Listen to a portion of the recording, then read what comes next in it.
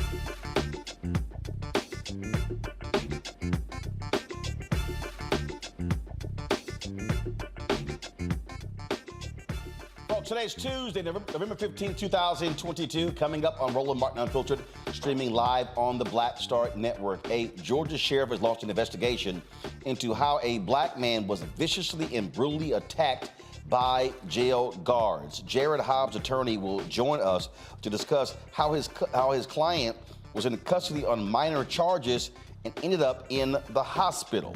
In staying in Georgia, the Democratic Party, the Warnock for Georgia campaign, the Democratic Senatorial Congressional Committee, they are suing the state over the issue of early voting. Republicans are claiming that there cannot be early voting beginning the day after a state holiday, one honoring a violent racist Robert E. Lee.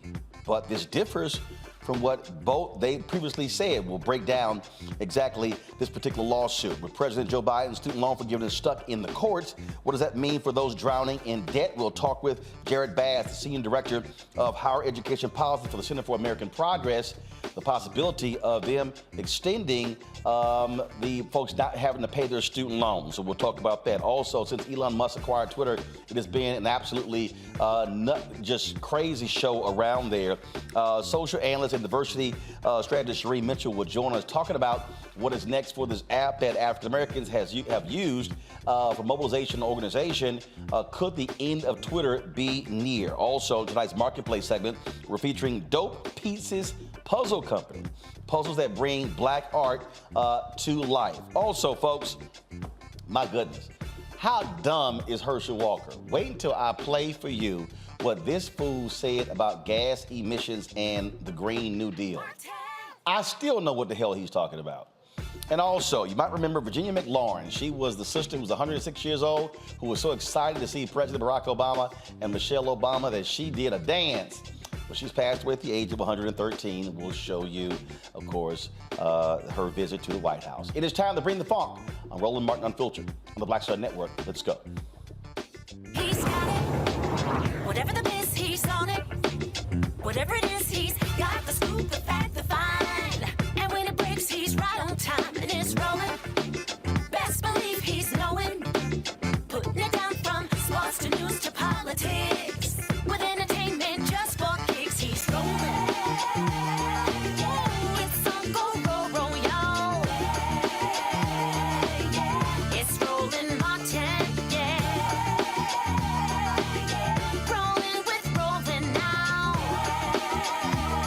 He's funk, he's fresh, he's real, the best, you know he's Roland Martin now.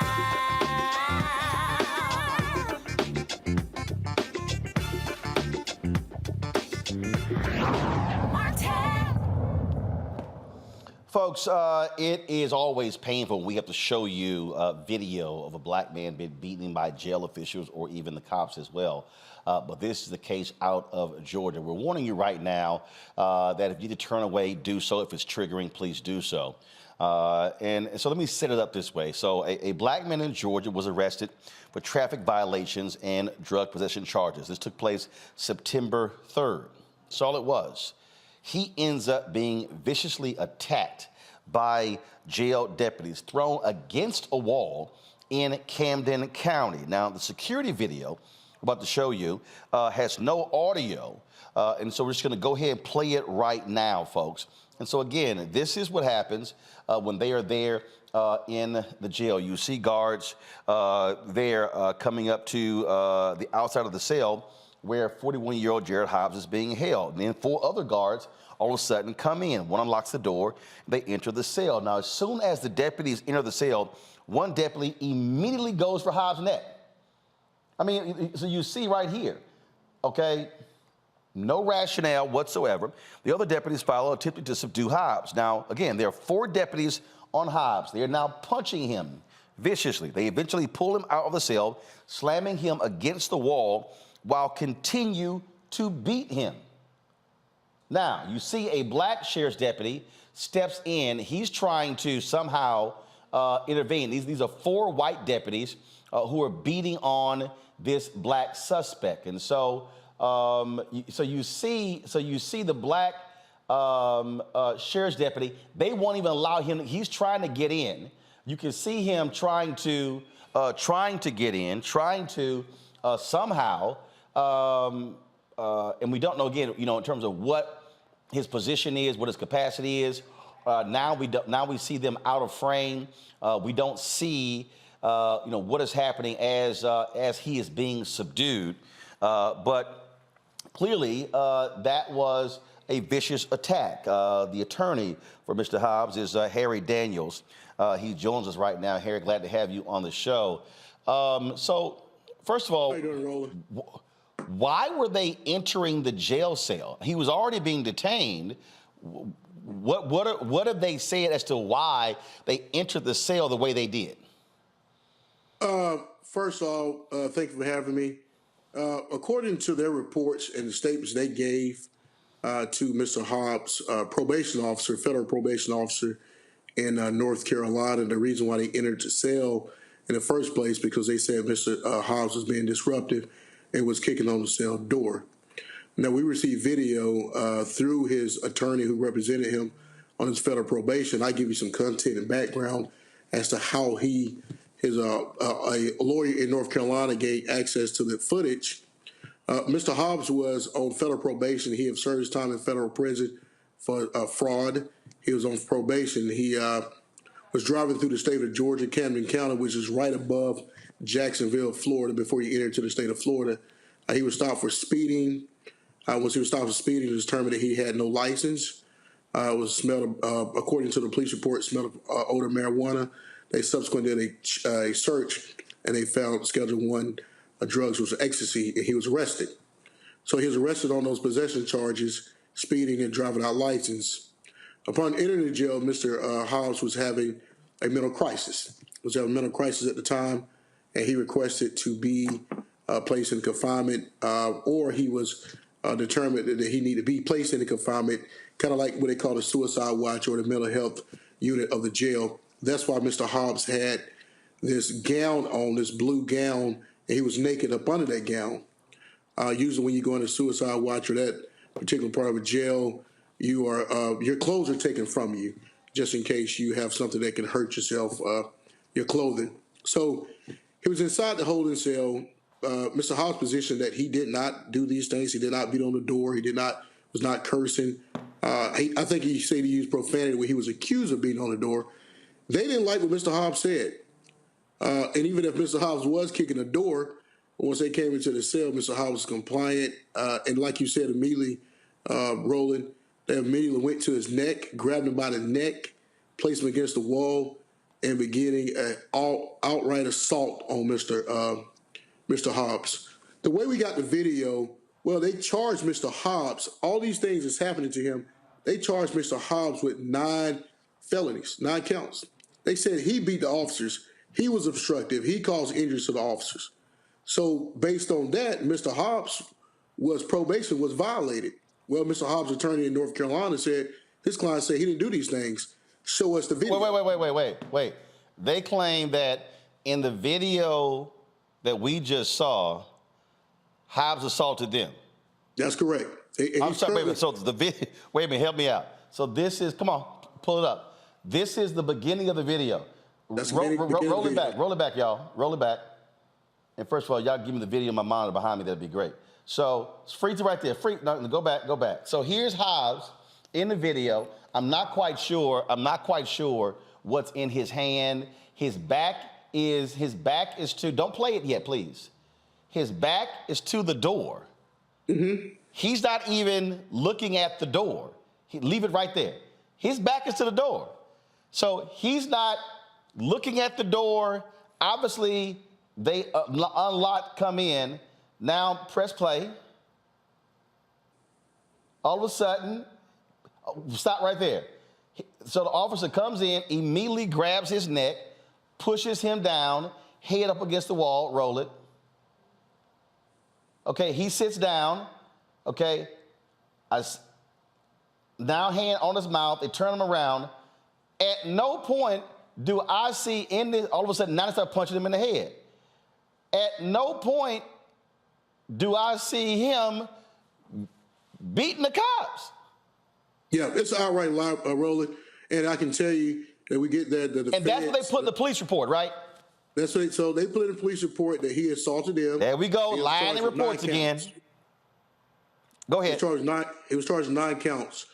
So that was one of the bases that his probation officer said, we're going to violate your probation because in Camden County, they said you assaulted and obstructed 9 counts of obstruction.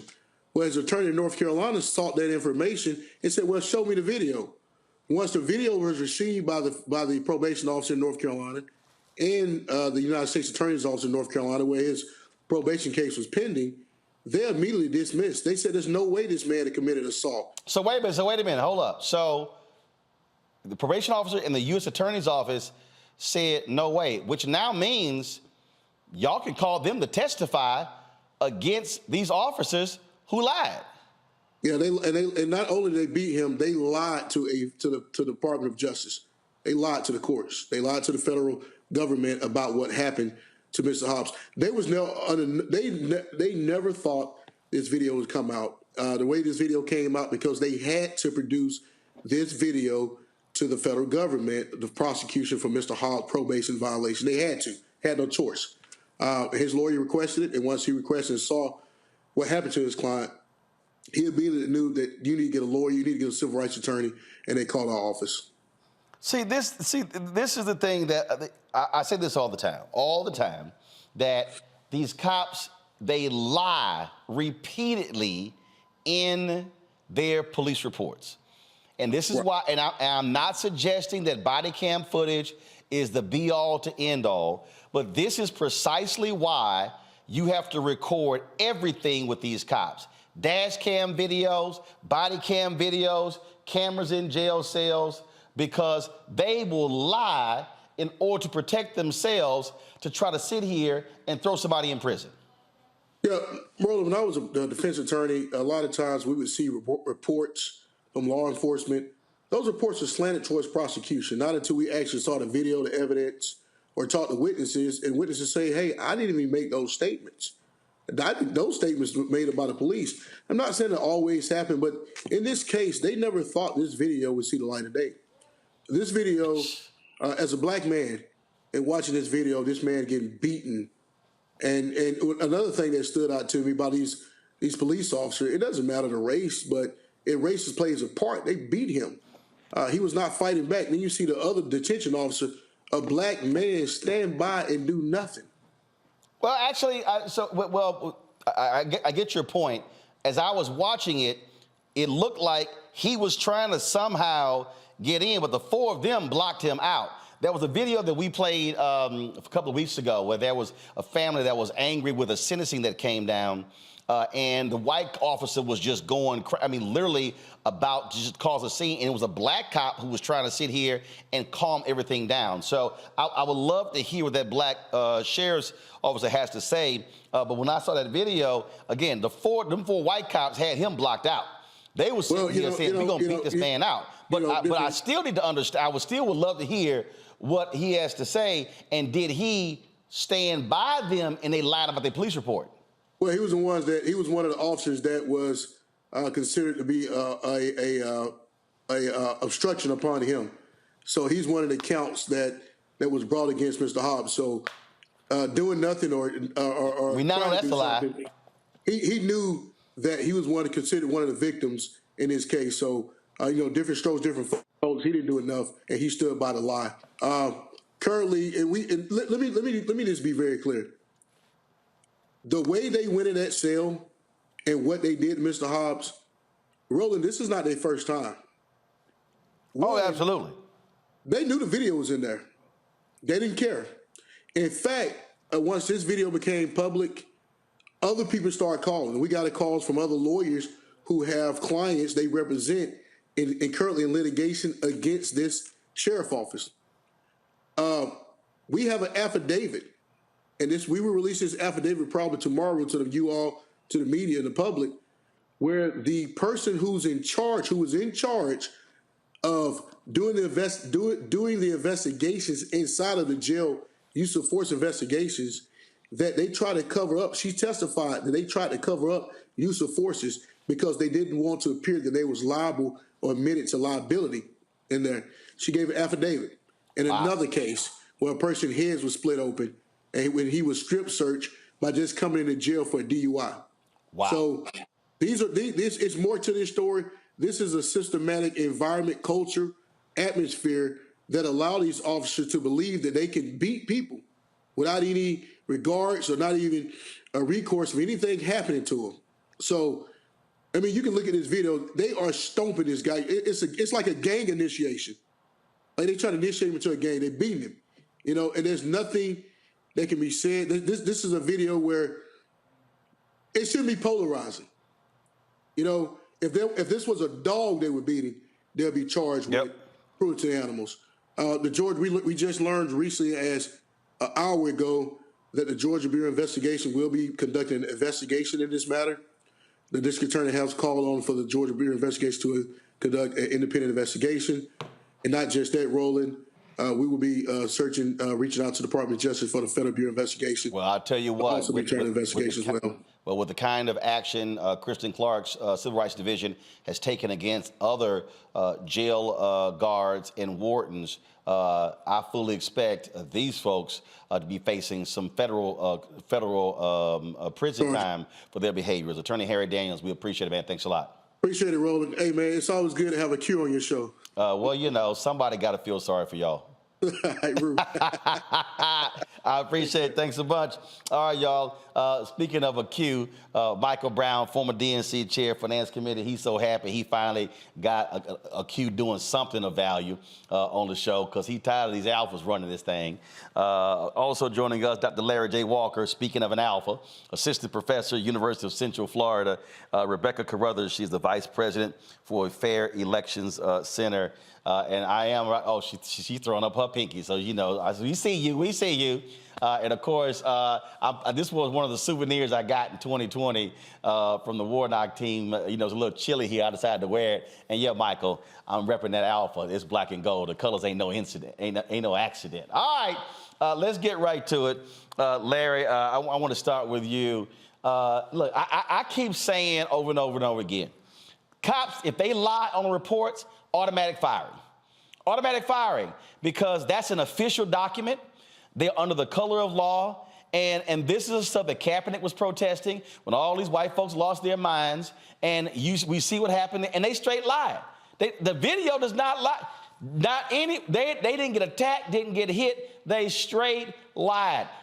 I just believe if you lie on a police report, it should be automatic firing, and you should not be allowed to work in law enforcement ever again.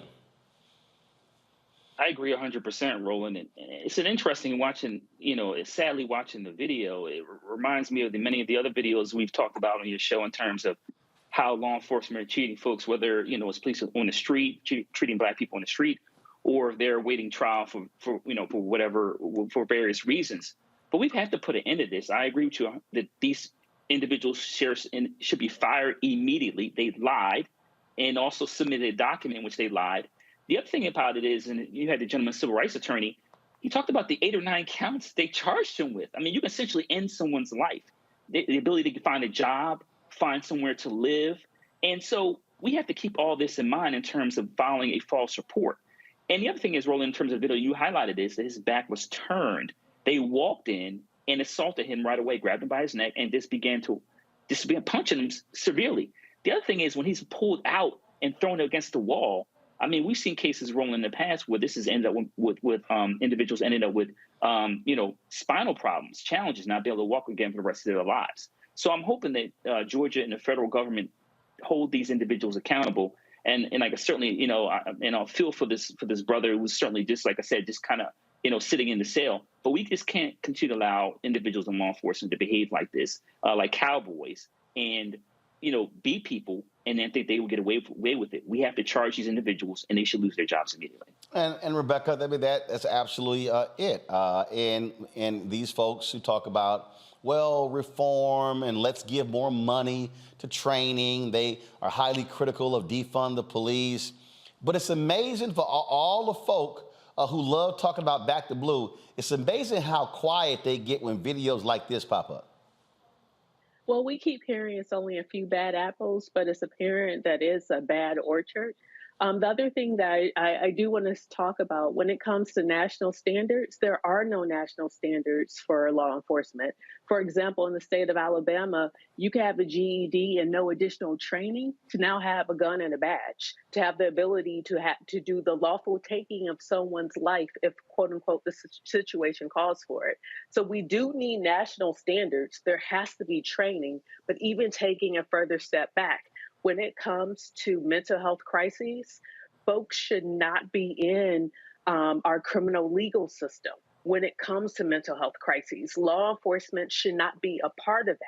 Yes, we should figure out for safety, how do we make sure that there's adequate counselors and adequate people to protect the counselors going into sometimes volatile situations. But it's apparent our criminal legal system just isn't working out for us. And I would say on a personal note, I have family members who have mental illness. And one of the things that my family talks about is, what do we do in a crisis? What is our plan for dealing with crisis? Do we call the police, or who do we call when we're in the middle of a mental health crisis with some of those family members? And this and Michael, we just keep seeing it over and over and over again. And again, they demonize activists and others who say it's time to end this stuff. But how about the people who are running around supporting these cops stand up? In fact, in Pennsylvania, the Republicans in the Pennsylvania House are trying to impeach Larry Krasner, the district attorney. And who is leading that effort? It's the Philadelphia Police Union, because they are pissed off that Krasner has been holding cops accountable for official misconduct. That's why they want to get rid of him. And Republicans are crying, oh, it's crime, it's crime. Well, they have no proof, no evidence whatsoever. But it is the police union in Philadelphia that's upset that this DA dares to hold cops accountable, just like the union in Baltimore targeted Marilyn Mosby. Okay, that's what, because she decided to hold the cops accountable for the case there. I mean, this is what we're dealing with. These cops cannot stand. Their unions, fraternal order police, they cannot stand accountability. No, and as we've talked about on numerous occasions, Roland, is the politic dynamic. The politic dynamic in a lot of jurisdictions, whether it's a more traditional kind of law enforcement, or whether it's correctional officers, whoever it is, whether you carry a badge or not.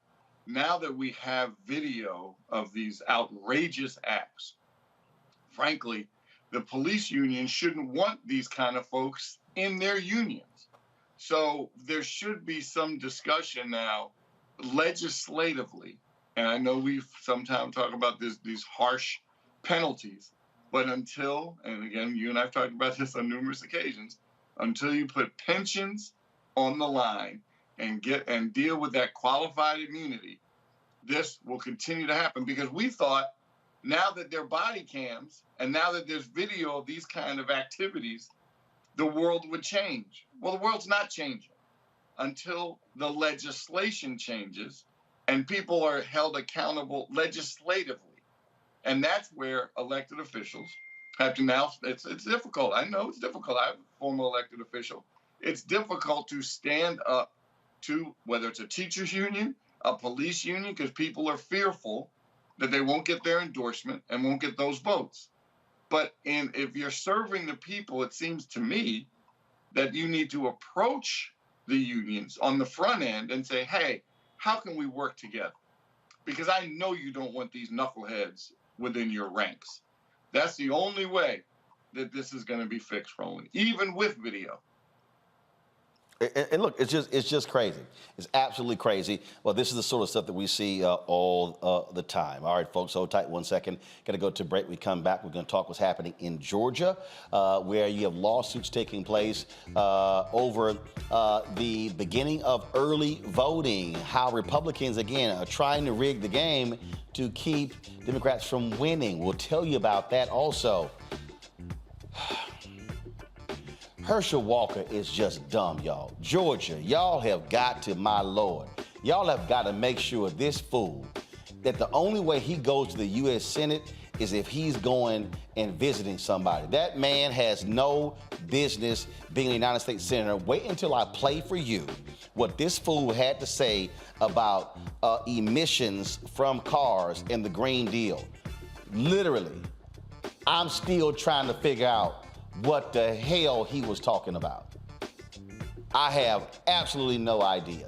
Folks, if you're watching us on YouTube, hit the like button, y'all. There's more than 2,000 of y'all watching right now. Stop talking for free, okay? Click the like button. It ain't gonna hurt you. Don't cost you nothing. When I come back, we should easily have 1,000 likes, all right? We should be waiting a whole hour, hit 1,000 likes. If you are watching on the Black Star Network app, if you're watching on Twitch, Instagram, Facebook, do the same thing. Hit the share button, hit the like button. We appreciate that. Speaking of that, download the Black Star Network app, available on all platforms: Apple phone, Android phone, Apple TV, Android TV, Roku, Amazon Fire TV, Xbox One, Samsung Smart TV. You can also, of course, support us. Your resources make it possible for us to do what we do.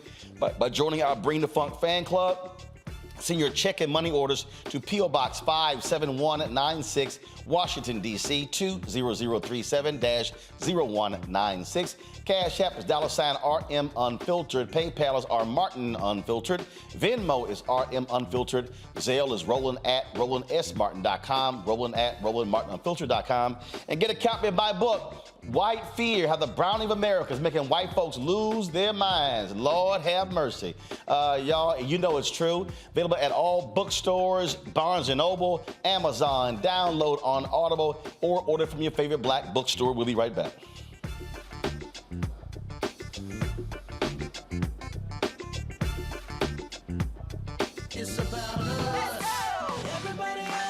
We are in sunny South Dallas. The election is coming up. It's super important that folks know who they are voting for, but more importantly, what they are voting for. Y'all, we got the free shirts and free lunch right over here. Freedom is our birthright. No matter what we're up against, we're sending a message in Dallas and Texas and in this country. We won't back down. That's what this bus tour is all about. The housing cost is one of the most capitalized areas that we have found. People who are marginalized, that are brown and black, we are suffering the most, and I think that we have the biggest vote and the biggest impact in this election. I'm voting for affordable housing, for sure. We should not be paying the cost of a utility failure because our elected officials are too proud to say, we need help. I know that we can bring out our people to vote. It's a part of our birthright. Right. It's a part of our heritage, and surely it's a part of our present and part of our future. That's right. That's what's up. And we won't black down. Forward that message to 5 friends, because in that message, it's got links to how to get registered, how to check your registration status. like I said, 2:30, we'll start rendezvousing right here on this street. I am voting to let our voice be heard in the rural communities that, hey, we are people too. There are things that we need. Free shirts, free food, and lots of power. We are in Longview, Texas, where Black Voters Matter, 365. Whatever type of oppression a white supremacist throws our way, we will not back down. We are in relentless pursuit of liberation of our people. Freedom is liberation for black bodies and black communities to make economic change through political power. Freedom is choice. We won't black down. We won't black down. We won't black down, y'all. We won't black down. We won't black down. We won't black down. On the next A Balanced Life with me, Dr. Jackie, we meet Ricky Fairley. She was given a death sentence by her doctor 11 years ago. But for Ricky, giving up was not an option. She declared war on her disease, turned her entire life upside down, and won the battle. I know that God left me here to do this work. And when you talk about faith, faith is what got me through. I mean, I had to relinquish my faith and give my life to God and say, okay, God, what have you got for me? And He gave me my purpose. And that's why I'm here. Her amazing story of strength, balance, and survival here on A Balanced Life with Dr. Jackie on Black Star Network. Hey everybody, it's your man Fred Hammond. Hi, my name is Brescia Webb, and you're watching Roland Martin Unfiltered. Well, I like a nice filter usually, but we can be unfiltered.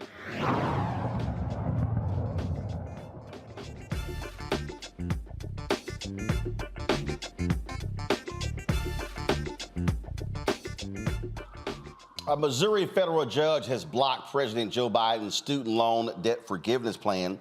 That plan, of course, was blocked Monday by the St. Louis 8th U.S. Circuit Court of Appeals.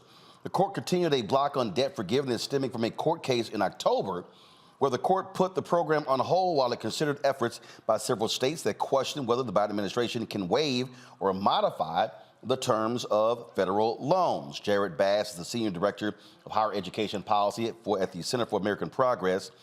Jarrett, glad to have you here.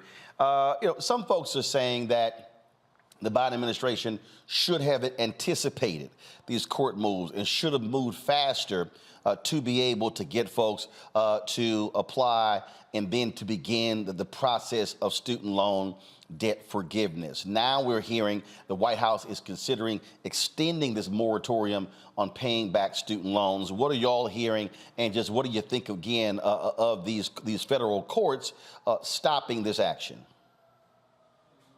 First, I just have to say, the Biden administration set out at the beginning of this whole program, assessing their legal authority and in their opinion, and they've even doubled down on that most recently, do believe that they have the legal standing, legal authority to be able to issue broad-based debt cancellation. And so they are in the process of appealing, the court's decision, Northern District Court, Texas, a Trump appointee who actually issued that opinion late last week, 2 days after the election. That's one. This is something that we will see the White House continue to fight, as they've said that they believe that the law is on their side. It's important to note that some 40 million or plus 40 million, individuals in our country are going to be eligible or are eligible for debt cancellation. The White House had already received over 20 plus million applications when the program was active. And also had taken steps to process around 16 million. So that's 16 million borrowers who were just on the cusp of relief, before this opinion had come down. And that program is going to be open through December 2023. So, we were likely to see, and we saw steps, and the administration taking steps to provide relief, as it said it was going to. I think the part here, not to get lost, is, while debt cancellation is one piece, this was part of a larger comprehensive plan from the White House to address the issue of student debt in our country. So we saw that with, changes to the public service loan forgiveness that came out, extension of the payment pause, which I'll talk about here in a minute again, and then also income-driven repayment plan as well that the White House and Department of Education are still working on rolling out to make repayment and life easier for borrowers once student loan payments turn back on. So one thing up for consideration that we're hearing is, whether or not, as part of this comprehensive plan, since debt cancellation is temporarily on hold, whether or not it would make sense to extend the payment pause beyond January 1st. And that's something that, reporting from Washington Post and other outlets has reported, the White House is considering. So I think, all options are on the table, but, this is still part of a comprehensive strategy from the White House and from, those in Congress who support it to pursue, debt relief for borrowers. But is there anything that people can do, or is this simply now going to have to just wind itself through the court system? So while this is winding its way through the court system, one easy task, for those who have student loans is just to sign up for updates on studentaid.gov. So that same website that people were using to fill out the application for debt relief, they can go on studentaid.gov and sign for updates for information around the status of the program, what the administration is doing, and also for updates around some other key initiatives that the department's working on to provide relief to borrowers. All right, then. Well, look, this is one of those issues that played a huge role in the election. It has major financial ramifications, and we certainly hope to see some action, some positive action from these courts when it comes to this issue. Thank you. All right, appreciate it. Thanks a bunch. Back to my panel here. Michael, look, here's the deal. This is why we talk about why courts matter. You have Republicans who seek out these Trump judges for the purpose of, again, getting them to rule a certain way. Democrats now control the Senate. They now will have another 2 years to continue to fill as many of these federal vacancies as possible. This is why this is important. And I love these yahoos who try to come at me talking about, oh, you've been a shield for the Democratic Party. I can show you case after case how Trump-appointed judges are ruling against issues that many of us care about. This is why how you vote matters. Who controls the White House, who controls the Senate, has an impact on who these federal judges are who serve for life. Absolutely correct. As elections have consequences, and this is part of the consequence of when you hold the United States Senate, where you get to control these judges. And frankly, history has shown how you're supposed to treat these seats that are vacant. For example, and we'll just use the last couple of presidents, President Obama did not do a very good job of filling these seats.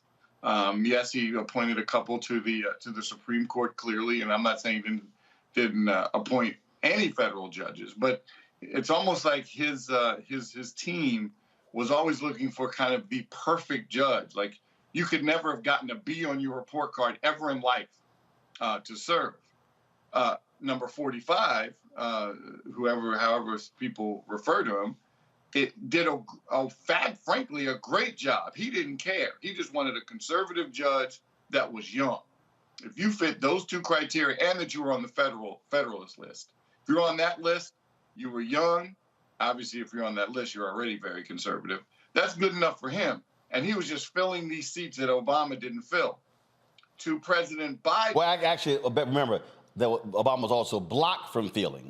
Mitch McConnell and the Republicans blocked. But you're right. The Obama folks were not aggressive in those first 4 to 5 years when they controlled the Senate to be able to appoint judges. As I mentioned, having the Senate, elections have consequences. President Biden, to his credit, is filling those seats, those vacant seats that 45 didn't get a chance to fill because he was not reelected. Now Biden is going to fill those seats. And so hopefully you'll start to see a change in those district court judges, then the appellate judge, and then obviously you have folks that can serve on the Supreme Court. So elections have consequences. I'm glad we still hold the Senate.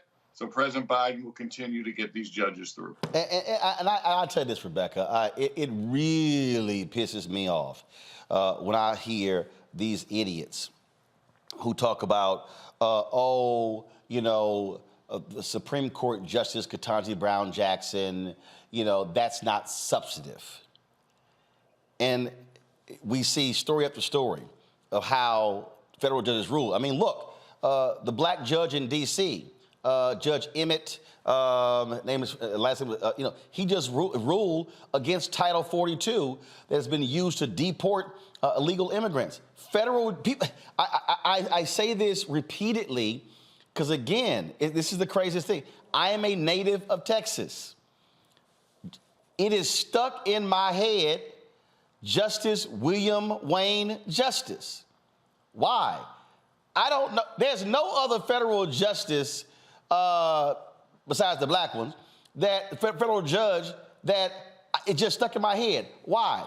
Because for more than 20 years in watching the news, his name was always in the news because he oversaw the Texas jail system, the Texas prison system.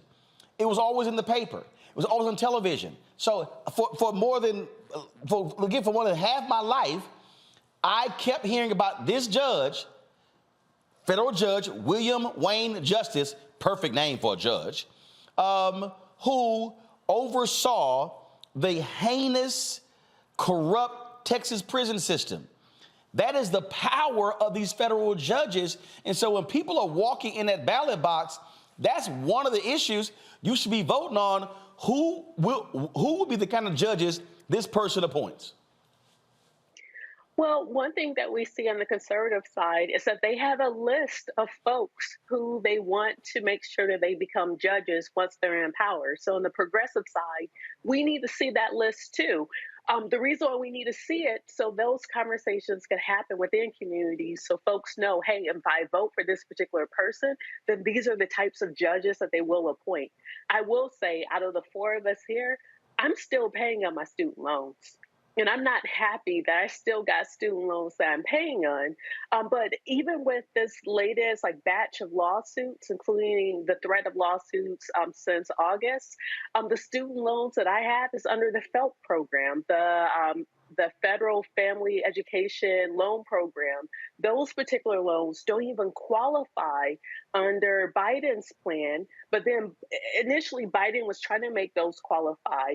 But then there was a threat of lawsuit. So then Biden said, well, hey, if you are able to consolidate your loans into direct loans serviced by the education department by September 29th, and it's one of those FELP loans, then yeah, we could go in and pull you in too. However, many people who I know like me didn't consolidate in time. And also some of those people now are in points of their career where they're making just a little bit above what the threshold is for that forgiveness.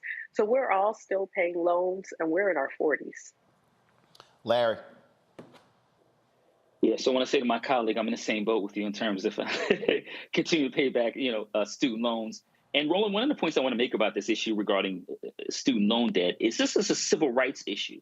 And I don't think the Biden administration, purposely or not, didn't frame it in that way.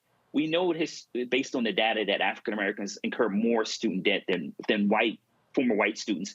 And we know this because this is connected to racial inequities in our country, particularly when it comes to housing in terms of how much wealth you have to send your kids off to college. So once again, Black folks incur a lot of debt. So we have to shape this as a civil rights issue. And I certainly hope that the Biden administration does extend the moratorium because, it's just not realistic, particularly during holiday season, to think that people are going to be able to restart and start making these payments over again. And it's going to be really interesting in terms of how, in terms of what happened with the courts. Already, the Biden administration's had 2 losses back to back. But I also want to, like I said, highlight, as I said, this is a racial civil rights issue, is that many of these Trump-appointed judges understand that. In fact, we saw a couple weeks ago, Roland, when the lawsuit was filed, they specifically talked about, and I think it was somewhere in the Midwest, specifically talked about that the student loan debt disproportionately benefits Black students. So let's be clear about what this is in terms of, once again, this is centered within economics and race. Folks, this is real simple. As you're sitting out here and you're sort of deciding what it is that matters to you, understand we're going to see more of this. Understand the courts matter. The right understands that. They've been pissed off with the federal courts all after Brown versus Board of Education. They've been angry about the Civil Rights Act, the Voting Rights Act, the Fair Housing Act. They were angry at how the Fifth Circuit Court of Appeals, how they really use the power of the law to make desegregation real. And they made it clear that after Roe v. Wade and other decisions, that they were going to go after the court in a significant way. That's why they had the long game. And so I think Democrats have finally woken the hell up to that and now realize that, and that when you have the power, you use it and you don't apologize.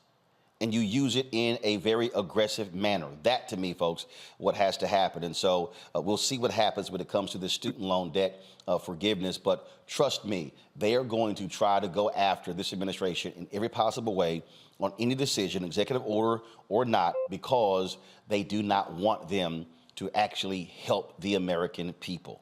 It is as simple as that. Got to go to a break. When we come back, we're going to talk about Herschel Walker, the Georgia race, Republicans, again, trying to rig the election to keep folks from voting. We'll talk about those two issues. Folks, again, if you're watching us right now on YouTube, hit the like button. I've said to you numerous times how these things matter when it comes to their algorithm.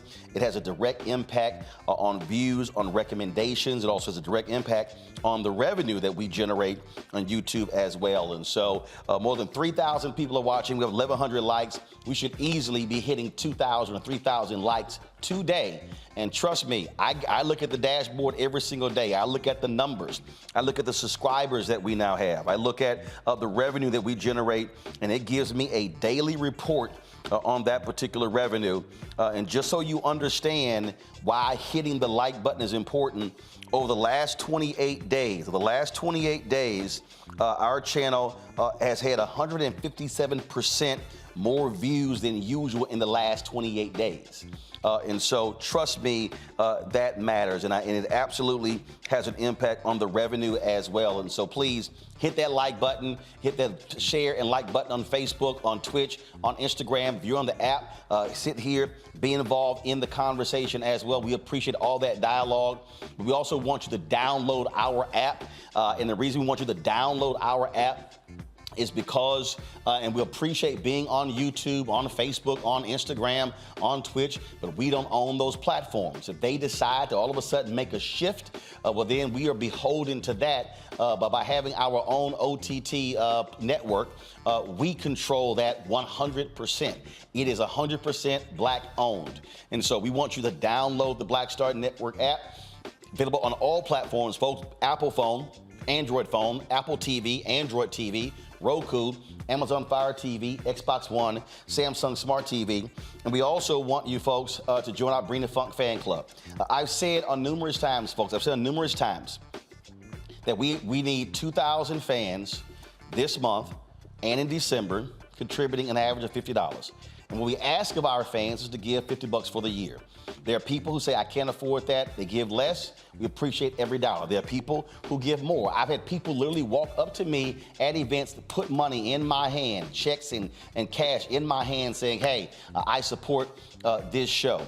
Your dollars absolutely are critically important to us because we're out here fighting the good fight when it comes to advertising. Yes, you've seen ads from Target, and we appreciate the buy that they did. We previously had ads last year from Amazon and Verizon. You've seen ads from Coca-Cola, but we don't have year-long contracts with these companies. And so your resources make it possible for us to do what we do. Over the next several weeks, y'all, we're going to be in Georgia. We're going to have multiple crews in Georgia. And we're going to be at the Bayou Classic. We're going to be at the SWAC Championship. We're going to be at the Celebration Bowl. We're going to be covering these events. DeMario Simmons is trying to get me to go to Oklahoma to cover a story there. All of this actually costs money. And understand, like the other day when folks were like, hey, Roland, it would be great for you to come down here and volunteer with us in Georgia. Guess what? The airplane ticket, that ain't no volunteer money.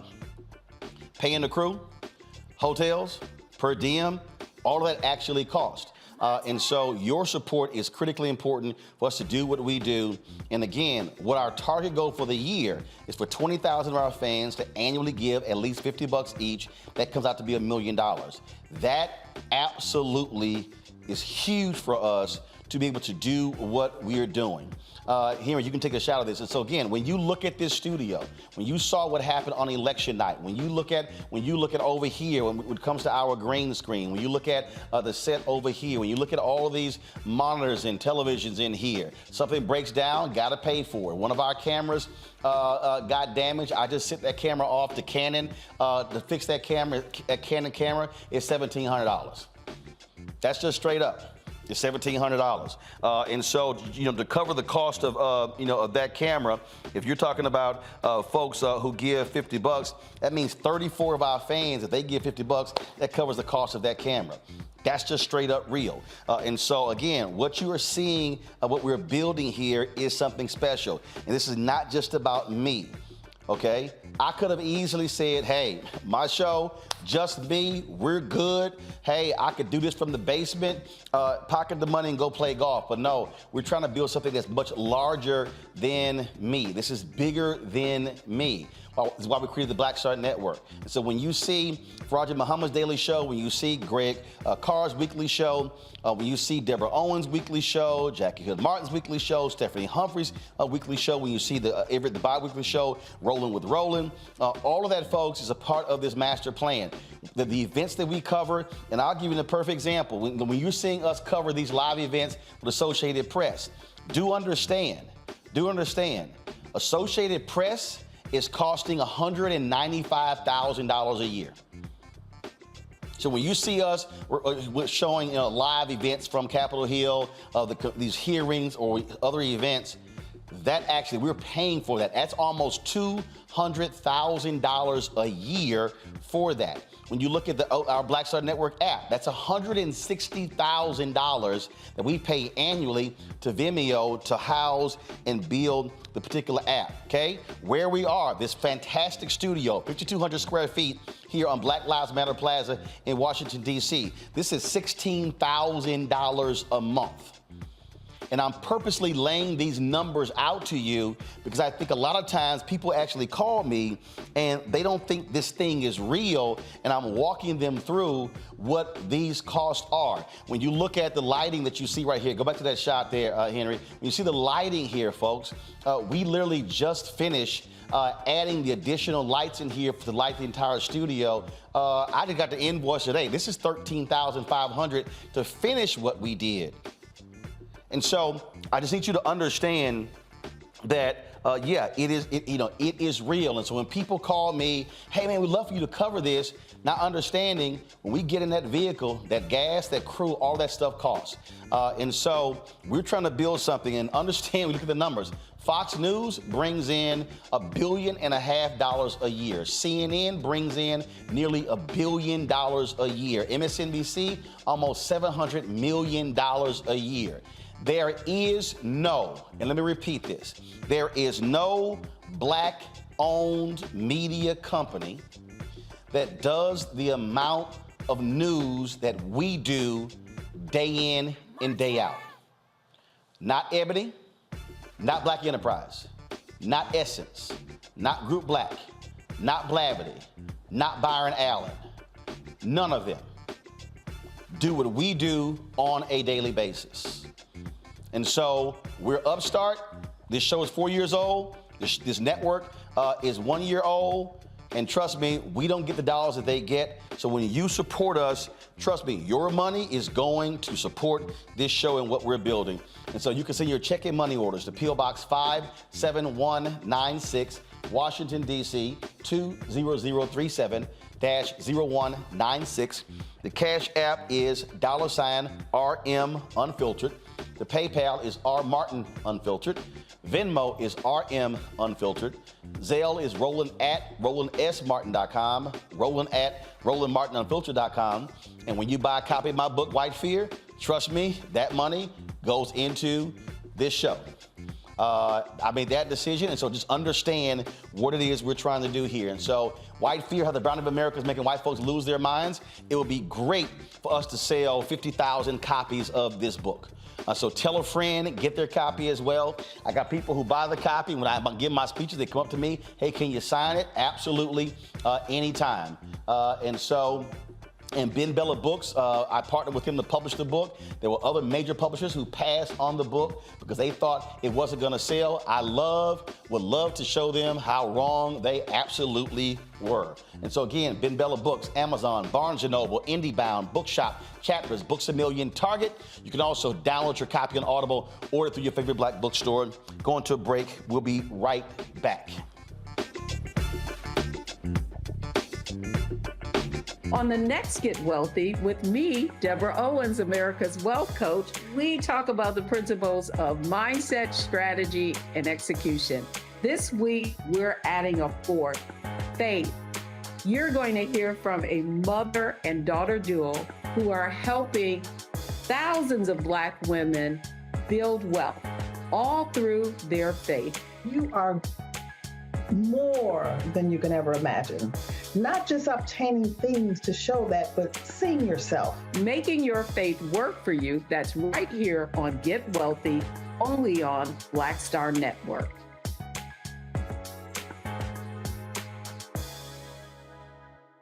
Pull up a chair, take your seat at the Black Table with me, Dr. Greg Carr, here on the Black Star Network. Every week, we'll take a deeper dive into the world we're living in. Join the conversation only on the Black Star Network. Hello, everyone. I'm Godfrey, and you're watching Roland Martin Unfiltered. And while he's doing Unfiltered, I'm practicing the wobble.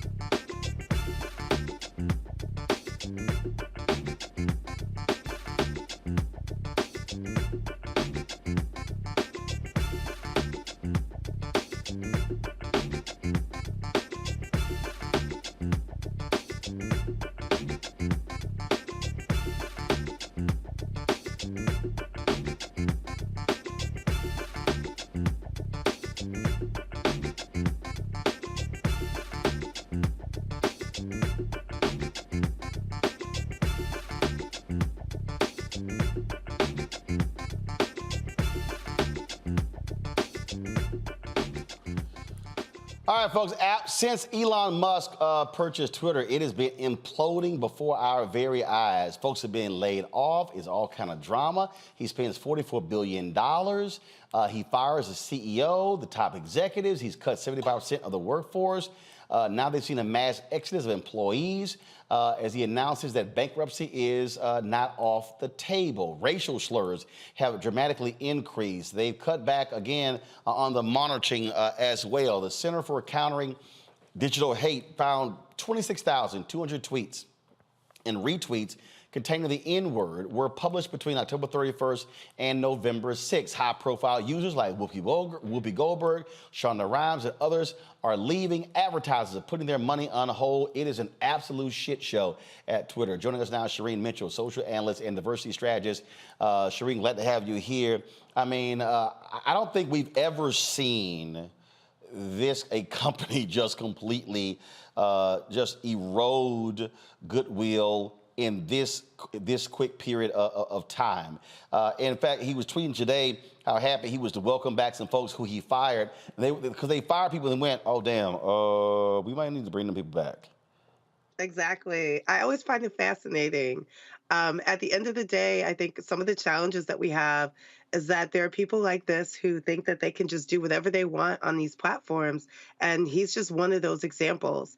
He unfortunately is going to have to deal with FTC consent decrees. He also has several other items that he's going to have to deal with. And ultimately, at the end of the day, I think that people don't realize that this is not just about money. This is about all the other things that I swear that, like, they think that he can just do whatever he wants because he's now made the company private. But that's not true. He cannot do whatever he wants. And all those issues that you just mentioned are really important for us to have a conversation about, because the harms that are impacting other individuals, as well as companies, by the way, also has a huge impact on at this present moment. And again, I mean, you're seeing people who are leaving. You're seeing conservatives rejoice, saying, "Oh, he's going to make this all about free speech." But the bottom line is, it's again causing significant problems.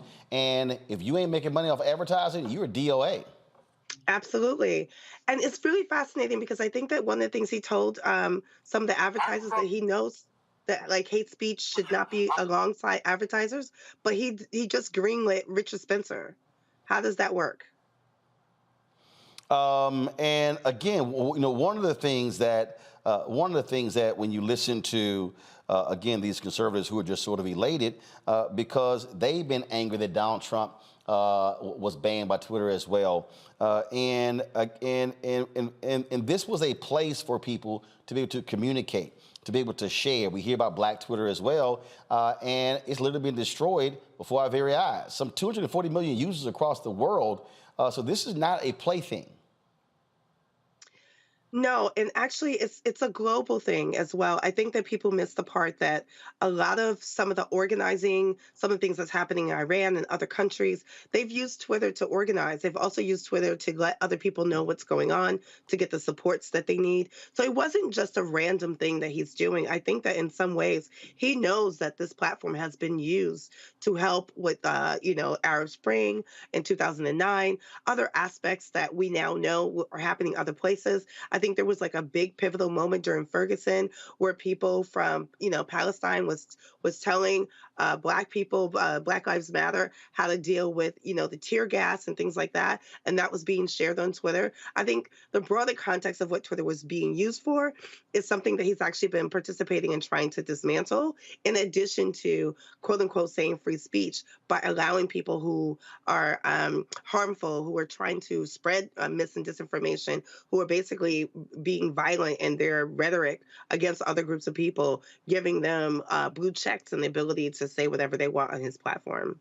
One of the things that, again, is interesting when you look at how people are responding. Earlier today, I saw a clip that was on this one put out, and how how they're being mocked for decisions that they make. Harris Faulkner and Mercedes Slapp was one of those folks who were just mocking people, and everything they want to throw out is like woke. I'm going to find the clip, but all of these conservatives are rejoicing in it. But the reality is they've tried to create their own platforms, and all of them have massively failed to be able to match the success of Twitter.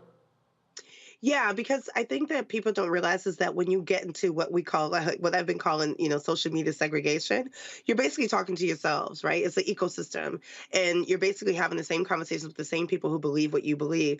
With something like Twitter, because it was more of an open network versus a closed network, Facebook is kind of a closed network because you have to be friends unless your post is public, and people can shut their posts down or the like. But on Twitter, like, people can search Twitter and still see conversations happening across the globe. People can have all their different versions of identities. If you're a disabled person, you can have a conversation with people in disabled Twitter. You can have people with conversations in Black Twitter, and there's intersections in between. And usually when these people try to go off and do their own segregated platforms, they fail because they're only talking to themselves. They're only repeating each other's rhetoric. And usually in that moment, if you don't realize, they don't have people that they can attack unless they're attacking each other. And they don't want to be attacking each other. They want to attack other groups of people. But I do think that's one of the reasons why it fails. Are we literally seeing the demise? Because I just can't imagine advertisers continuing to spend money on this platform, knowing full well that this dude is just nuts. He just, he will go here, go there in a heartbeat. So I think the advertisers would not. I mean, to be honest, right? You want to be able to trust where you're spending your money. If this person decides today, like, oh, you spent your money on this, but that was a promise and a contract that we agreed on, but today I don't want to do that. I'm going to do something different with your money. I think that's the part that people don't understand. Like, advertisers don't want that kind of instability, and that's what he's been proven to be doing.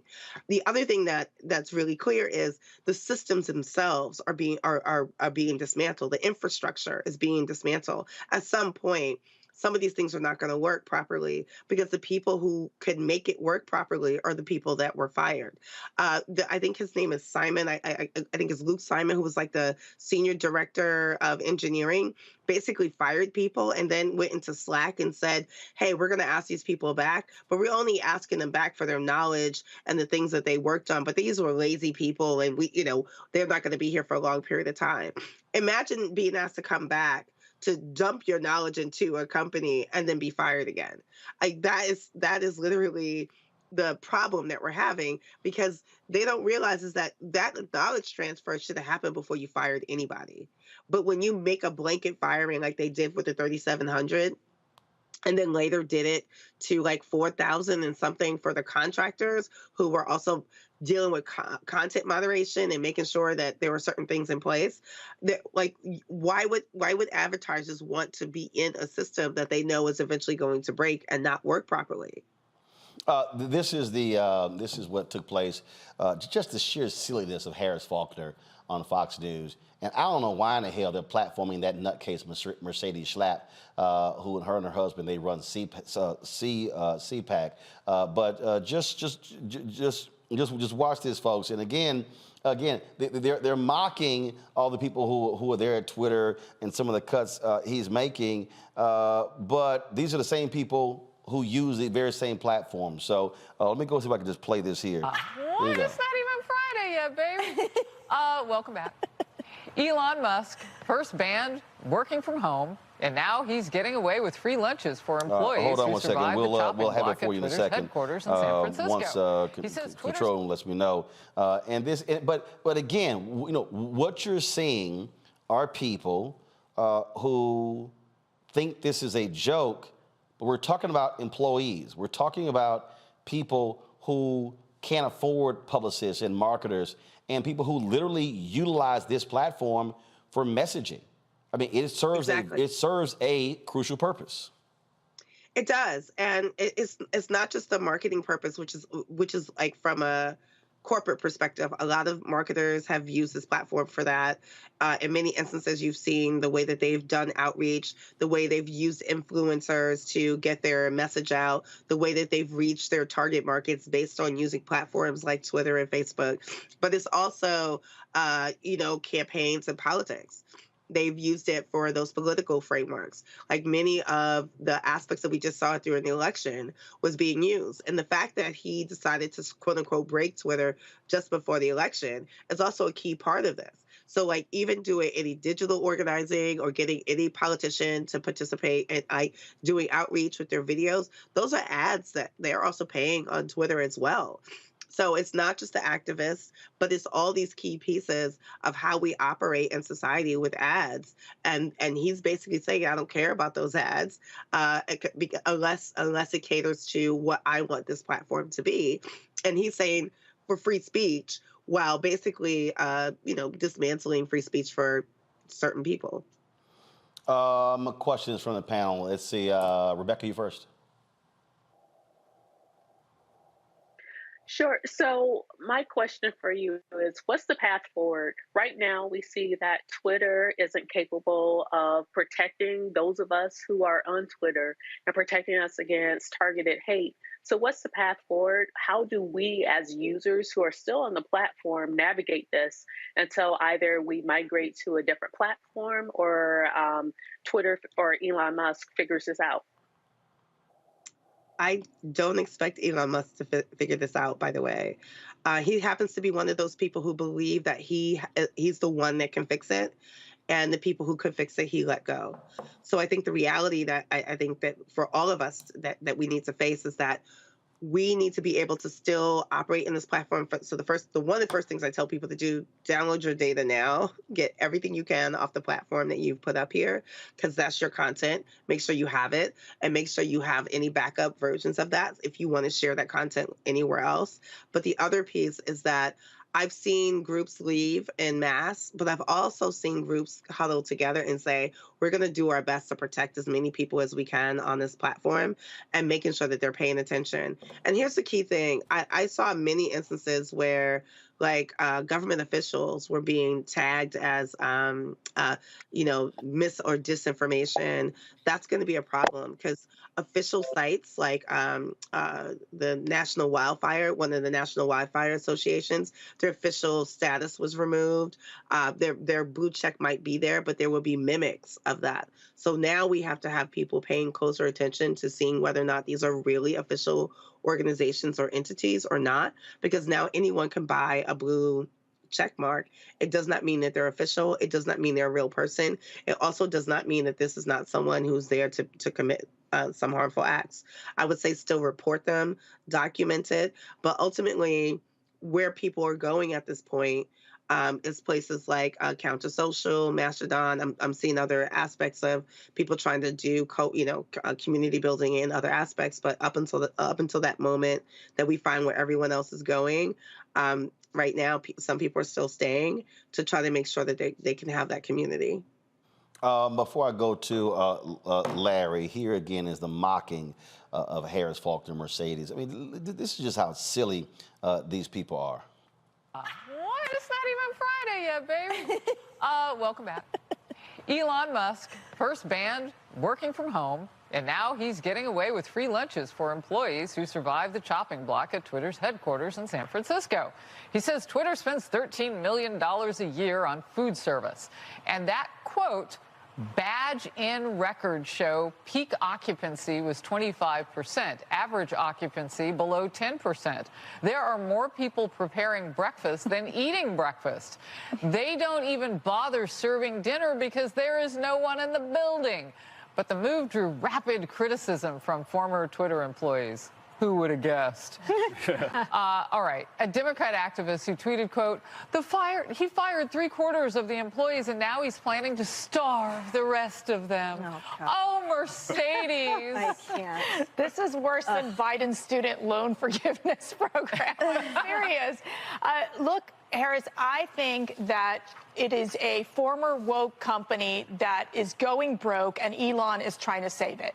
And that's really the result of this. When you're talking about the fact that in San Francisco alone, hardly anyone was going to work. They're spending a ton of money on the property itself. Why not make these fundamental changes? So he did come in with the sink. He's making a statement. He's trying to make sure they don't have to go bankrupt, but it's going to be painful. And these Twitter employees, which are snowflakes, can't handle it. And and so we welcome the change. We want to see Twitter really become this platform for free speech and this platform to make sure that it actually can survive when it's being mismanaged by a bunch of liberal, woke, management types that are now gone. So, Mark, this may be a little fruitful. Boy, I love it how we just work in woke there several times, Larry. And that's really what is at play here. They can't stand the fact that people actually have a point of view and get to express it, and we can blast people like her. Matter of fact, let me see the tweet showing how stupid she is right now. Go ahead. Yeah, she got in all the adjectives she could describe some people that Fox likes to make fun of. So, one of the things I want to highlight is and ask the question I want to ask is in terms of, we talked about Black Twitter, and obviously Black Twitter. I've even saw something the last couple of days about folks talking about boycotting Twitter. I think even tomorrow, and I'm just curious what people think about.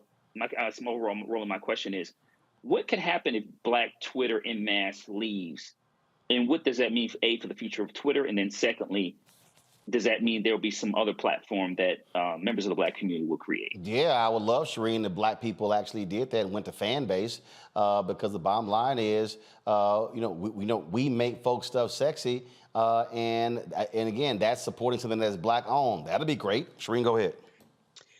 No, absolutely. I mean, but we have to also remember, like, I think this is part of the key piece of that is that, remember, we had that before, right? We had Black Planet. Like, don't forget, y'all. Like, it's not like we didn't do this. Well, actually, Black Planet still exists. It's owned by Urban One, their Interactive One division. But not as many people are using it, right? Right, precisely. Exactly. That's my point. At the time when it was still a website, there was plenty of people who were using it. It's now moved to mostly a mobile app, and we're not seeing the same kind of movement there. So that's the example that I'm sharing, that we have the capacity to build our own, but we don't necessarily do that. Fanbase is another example. I think that if Black people leave Twitter en masse, I think that is something that's going to definitely have an impact on the platform for sure, because I think most of the culture of Twitter has come from Black Twitter. I also think that also speaks to a level of where do we go next? Where does the collective go? And where do we go that we can have full impact? And I think there's a difference there. Like, again, it becomes a little bit of a social media segregation. It's just us talking to each other and not crossing our intersections or other communities, which is what Twitter gave us the opportunity to do as a very public platform. I think the other key thing, though, I think about the food thing, I just want to make sure that we're clear about this. Y'all seen the photos, right, of people sleeping on the floor trying to complete the jobs of things that people were fired from. And here he's cutting food, right? So they're supposed to sleep at the place that they are, but they're not supposed to wake up and be able to get something to eat. I don't think people are connecting the full dots. They think this is some kind of like, oh, I'm just taking one, this really simple thing away from these people. But these are the same people he's asking them to come in now and stay and work late. And then basically what they're supposed to stay in the building and starve to death. It's just really fascinating to me about the way people interpret that. So I think there's a combination of things about that clip. Is this conversation of woke. It's still a conversation about, like, what are Black people able to do on these platforms, and how much are we protected, and where can we go to still have our voices heard, and not just amongst ourselves, but across other communities as well. Michael. On the regulation side, Senator Markey, it was today or yesterday, said that if platforms like a Twitter, I think he was using social media totally, but Twitter in particular, if they don't fix it, we will. We being Congress. Do you think that's the appropriate message? And what legislative fixes do you think need to come in besides the obvious ones of hate speech and those kind of things? I think the Markey thing, I think people are misunderstanding the Markey piece. Right now, all of the compliance officers have left. All of them, the major privacy compliance and internet compliance and a couple of others, security compliance, they're all gone. They left because right now, Twitter is supposed to be answering to a dissent decree with the FTC. Markey is not making a threat for something down the road. This is literally right now in front of Twitter. And he's pretending like he doesn't have to do anything about it.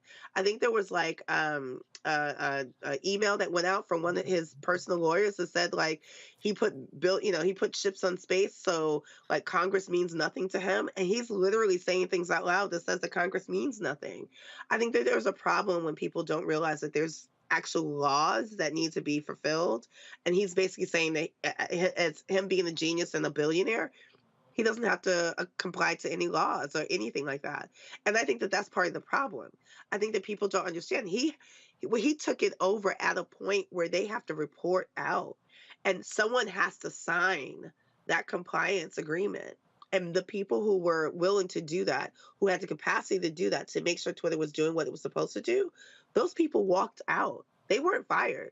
They walked out.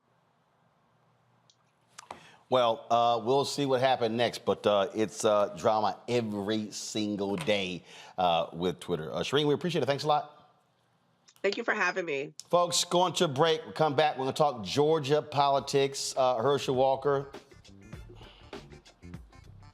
Every time this fool opens his mouth, I literally say, boy, can you speak English? Y'all, wait till I show y'all what this man talked about. It's making my head hurt even having to think about it.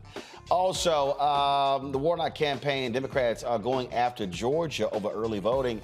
Republicans now are playing games when early voting can start. And what does this Confederate holiday have to do with it? Yeah, we'll explain it to you. All right, folks. Download the Black Star Network app, Apple phone, Android phone, Apple TV, Android TV, Roku, Amazon Fire TV, Xbox One, Samsung Smart TV. You can also, of course, support us joining our Bring the Funk fan club. Check and money orders go to P.O. Box 57196, Washington, D.C., 20037-0196. Cash App, $RM Unfiltered. PayPal's R Martin Unfiltered. Venmo is RM Unfiltered. Zelle is Roland at RolandSMartin.com. Roland at RolandMartinUnfiltered.com. Shout out Gregory Walker, Damian Blissett, Herman Stooks Jr., David Ferris, David Brown, Marcus Gutner, Joan Warren, Bradrick Bennett, Priscilla Smith, Todd McManus, Charlotta Cummings Earl, Samelba Lewis, Terry, Allison Aldridge, Corey Pearson. All of them have given during the show. Let's see here. I'm also going to, let's see here. Cassandra Baugh, we appreciate it. Thank you so very much. Let's see here. Thanks for giving via PayPal. Let me see here. I know I got some folks via Zelle. So let me go ahead and give them a shout out as well. Michelle Lorraine, thank you so very much. Jocelyn Bouse or Bouse, thanks a lot. We also have Lindsay Murray, Keith Claiborne. We certainly appreciate you as well. Let me see here. Rise Ratney. We also appreciate you giving as well. Let's see here. Alita Gardner, thanks a bunch.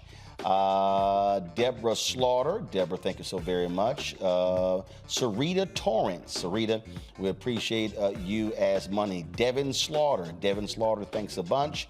Angelia Thornton Hill, thank you so very much. Barbara Farrell, thank you so very much. Maynard Properties, we appreciate you as well. Janae, thank you very much. You just sent something, I got you. Alan Reynolds, thanks a lot. Beverly Green as well. I'm gonna do one more. Shalinda Lewis, Suzanne Allen Murphy, Yamini. Again, thank you everybody who was given during the show since we've been on the air. We'll be right back. It's about us. Everybody all together. We are in sunny South Dallas. The election is coming up. It's super important that folks know who they are voting for, but more importantly, what they are voting for. Y'all, we got the free shirts and free lunch right over here. Freedom is our birthright. No matter what we're up against, we're sending a message in Dallas and Texas and in this country. We won't back down. That's what this bus tour is all about. The housing cost is one of the most capitalized areas that we have found. People who are marginalized, that are brown and black, we are suffering the most, and I think that we have the biggest vote and the biggest impact in this election. I'm voting for affordable housing, for sure.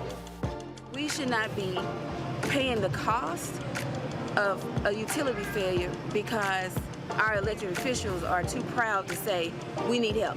I know that we can bring out our people to vote. It's a part of our birthright. Right. It's a part of our heritage, and surely it's a part of our present and part of our future. That's right. That's what's up. And we won't black down.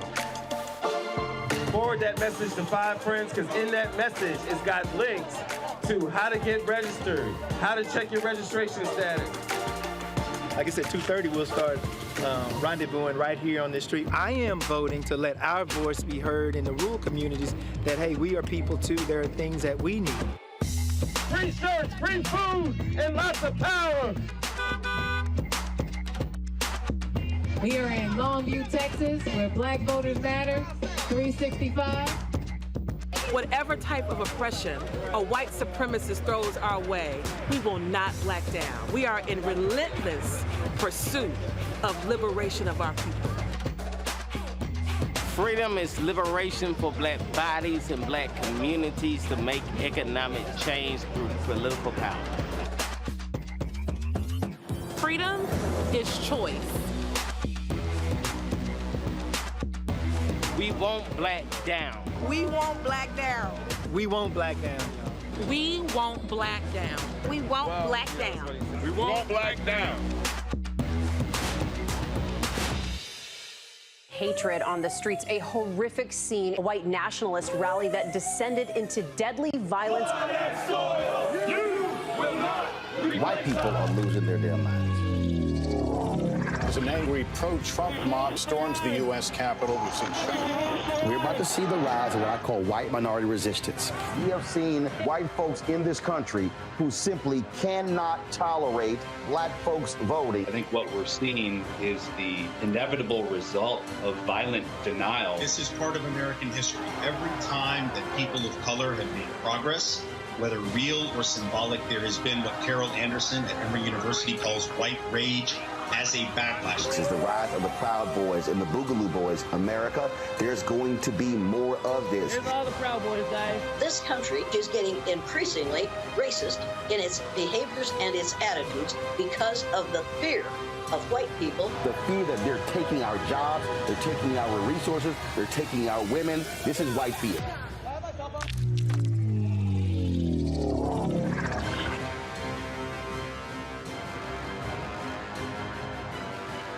On the next Get Wealthy with me, Deborah Owens, America's Wealth Coach, we talk about the principles of mindset, strategy, and execution.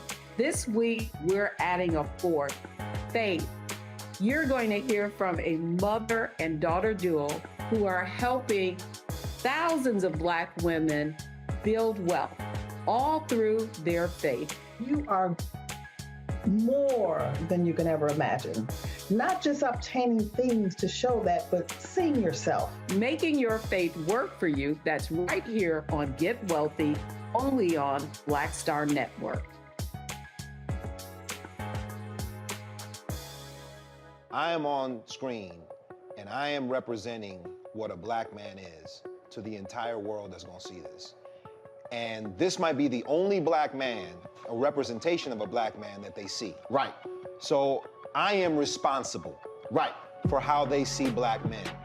And it's my responsibility to, if I am not playing an upstanding, honorable, someone with a strong principle and moral core, to make sure that this character is so specific, right, that it is him, not Black men. And I wish that more actors would realize how important their position is as an actor of color, playing people of color on screen. Because there are people that see us all over the world in these different images that we portray. And not everyone knows Black people to know. Yes. That's not all.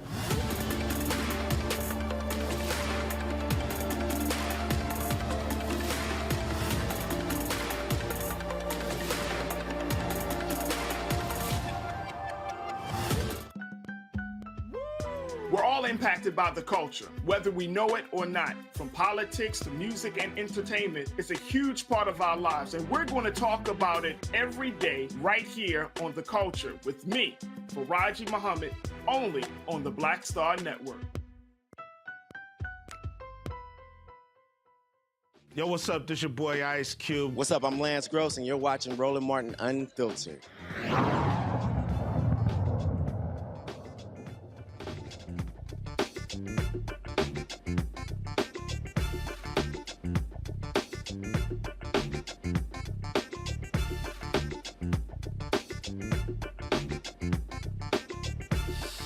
All right, y'all. I have tried my best to just.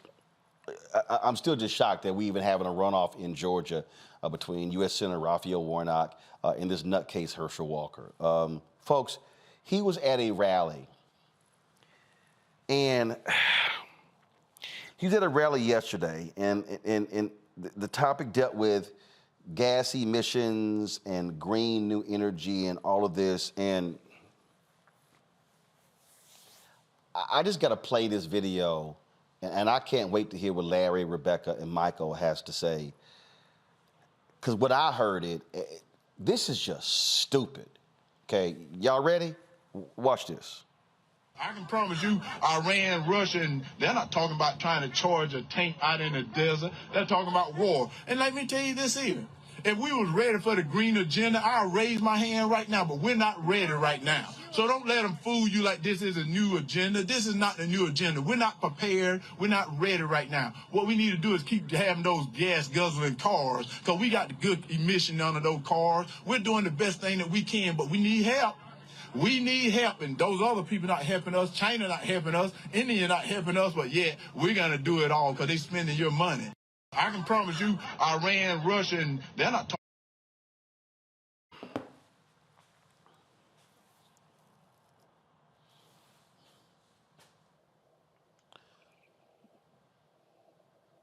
We've got the good. I'm going to play that again because I think some of y'all thought I was joking. It's not an SNL skit.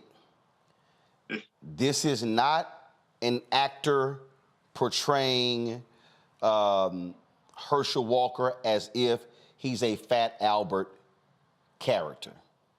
This is literally Herschel Walker speaking at a rally. No lie, y'all. Okay, let me play it one more time. I can promise you, Iran, Russia, and they're not talking about trying to charge a tank out in the desert. They're talking about war. And let me tell you this here. If we was ready for the green agenda, I'll raise my hand right now, but we're not ready right now. So don't let them fool you like this is a new agenda. This is not the new agenda. We're not prepared. We're not ready right now. What we need to do is keep having those gas guzzling cars, because we got the good emission under those cars. We're doing the best thing that we can, but we need help. We need help, and those other people not helping us. China not helping us. India not helping us, but yeah, we're going to do it all because they spending your money. I can promise you, Iran, Russia, and they're not. Okay. Rebecca, we've got the good emissions onto our cars. So what? I'm still trying to understand what I just watched. Like, I heard him say, we're not ready for the Green New Deal because we're just not ready yet. We have the good gas guzzling cars and we got emissions. So far, okay, yeah, we do have these gas guzzling cars and we have emissions. But I don't understand the point here. Like, really, does he have family? Does he have friends? I would be so embarrassed. Like, his son told us, why this fool running? Who does he show up next week at the Thanksgiving meal? If I said something like that and then I showed up for Thanksgiving next week with my family, I wouldn't hear the end of it. I just don't understand anymore. Like, I get the whole, he was running for power, great, but I just don't understand right now. This just doesn't make sense to me. Like, I just, like, my brain is still, like, if you saw, like, my face, like, now I sound like him. Thank you, Herschel. But Michael, I sound like you. Michael, here's what's so nuts. Well, we're not ready for. I'll be the first one to raise my hand. We're not ready for the. We're not ready for the Green Deal because Republicans are blocking it. Because they're beholden to fossil fuel industry. If they actually get the hell out of the way and make the commitment and put the resources, then we're not having this issue. Then we're not behind. Look, I saw a tweet the other day from a Daily Caller who was trying to criticize America, criticize Democrats because China is now the leader in solar panels. I'm sorry, I can remember when a Democratic president put some solar panels on top of the White House and was ridiculed by Republicans left and right. And then when Ronald Reagan became president, he took the solar panels down that Jimmy Carter put up. And guess what? Solar panels, they are an American invention. And so here you got Republicans and conservatives. Well, it's a doggone shame that China is now the leading manufacturer of solar panels in the world because Republicans ridiculed solar panels. That's why. I have a headache from listening to him trying to figure out what he was saying. The first thing I was thinking about was the remember that old commercial? I'm getting an Excedrin headache. I mean, as my other colleague just mentioned, he's an embarrassment. The fact that more than 1.9 million people voted for this clown, and I hate calling another brother a clown, but if the shoe fits, you got to put the shoe on. He's a clown. And 1.9 million people walked into that ballot and said, I want him to represent me in the United States Senate. Wow. I sit here. Okay. I got to do one more, Larry.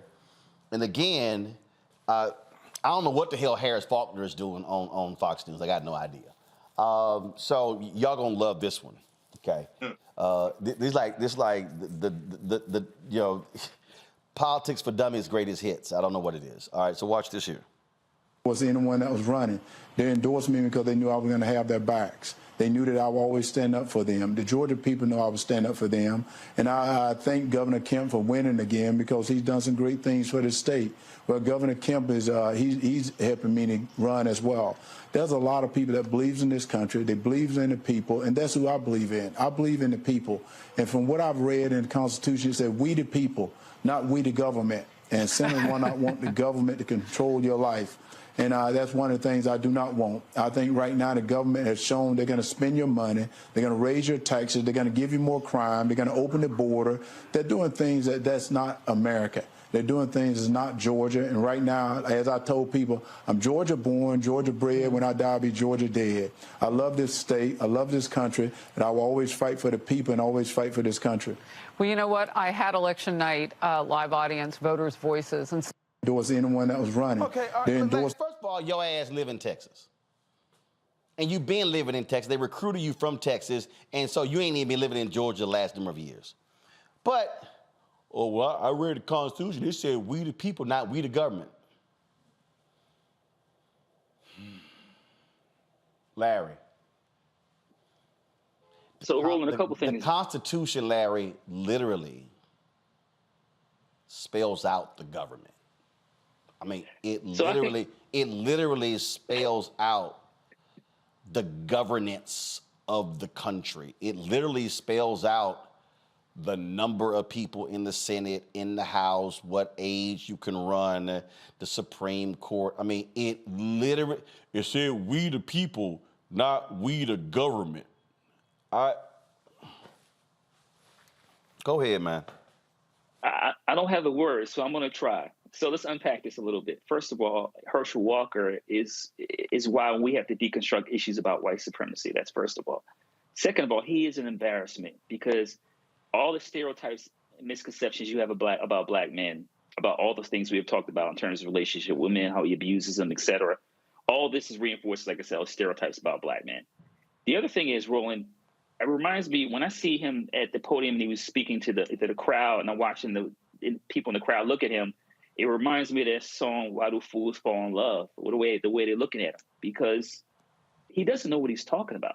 To give an example, he said, instead of the Green New Deal, he said the Green Agenda.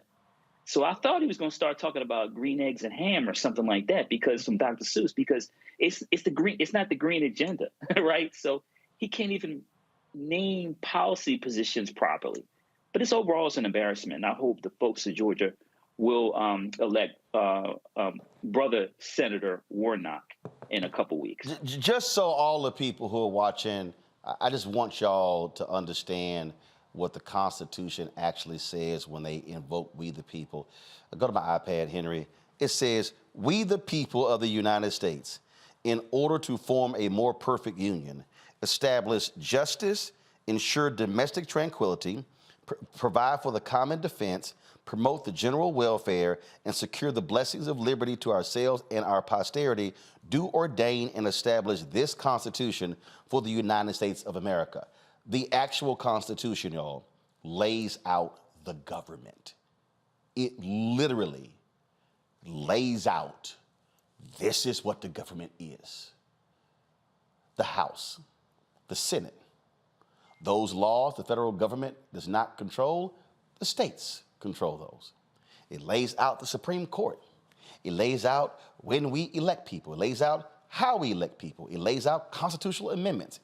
It literally spells out the government. That's why, dumbass Herschel Walker, when someone is sworn in as a House member or as a Senate member or as the president, they literally recite an oath. They do. Georgia, y'all have got to turn. I'm telling y'all, listen to me very clearly. Do not play games when early voting starts or when you have election day on December 6th. These Republicans don't care that he's an idiot. They don't care that he doesn't know what the hell he's talking about. Georgia, don't do like the yahoos idiots in Alabama who elected one of the dumbest people ever in Tommy Tuberville, a former football coach. He's now one of their 2 United States senators. You cannot, I repeat, you cannot let this man anywhere near the United States Senate. You have got to ensure that you are turning out and you are giving money to the Warnock campaign, because I'm telling y'all, if what we're dealing with here, and Republicans do not care, we're dealing with this man potentially being one of the 2 Georgia senators. It would then be a tie. If Democrats maintain control and they win, it'd be 51-49. You lessen the power of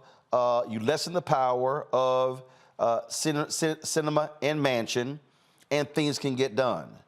But I'm telling y'all, if you play around with the vote, let me be clear. Herschel Walker can win. Rebecca, I keep telling these people, he can win.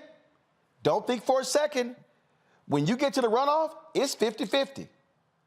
It's 50-50. If folk don't vote, that fool can be the one as a U.S. Senator, and he'll be there for the next 6 years, Rebecca. The next 6 years. Go ahead. So, a couple things. I don't know much about Herschel Walker's football career. I'm assuming he was a dynamic football player, because that apparently is all that he has. But the other thing, let's talk about the Georgia runoff and the reason why you have runoffs in the South. Runoffs in the South were designed because they thought that Black voters were less likely to show up a few weeks after the general election. That is the sole reason why we have runoffs in the South.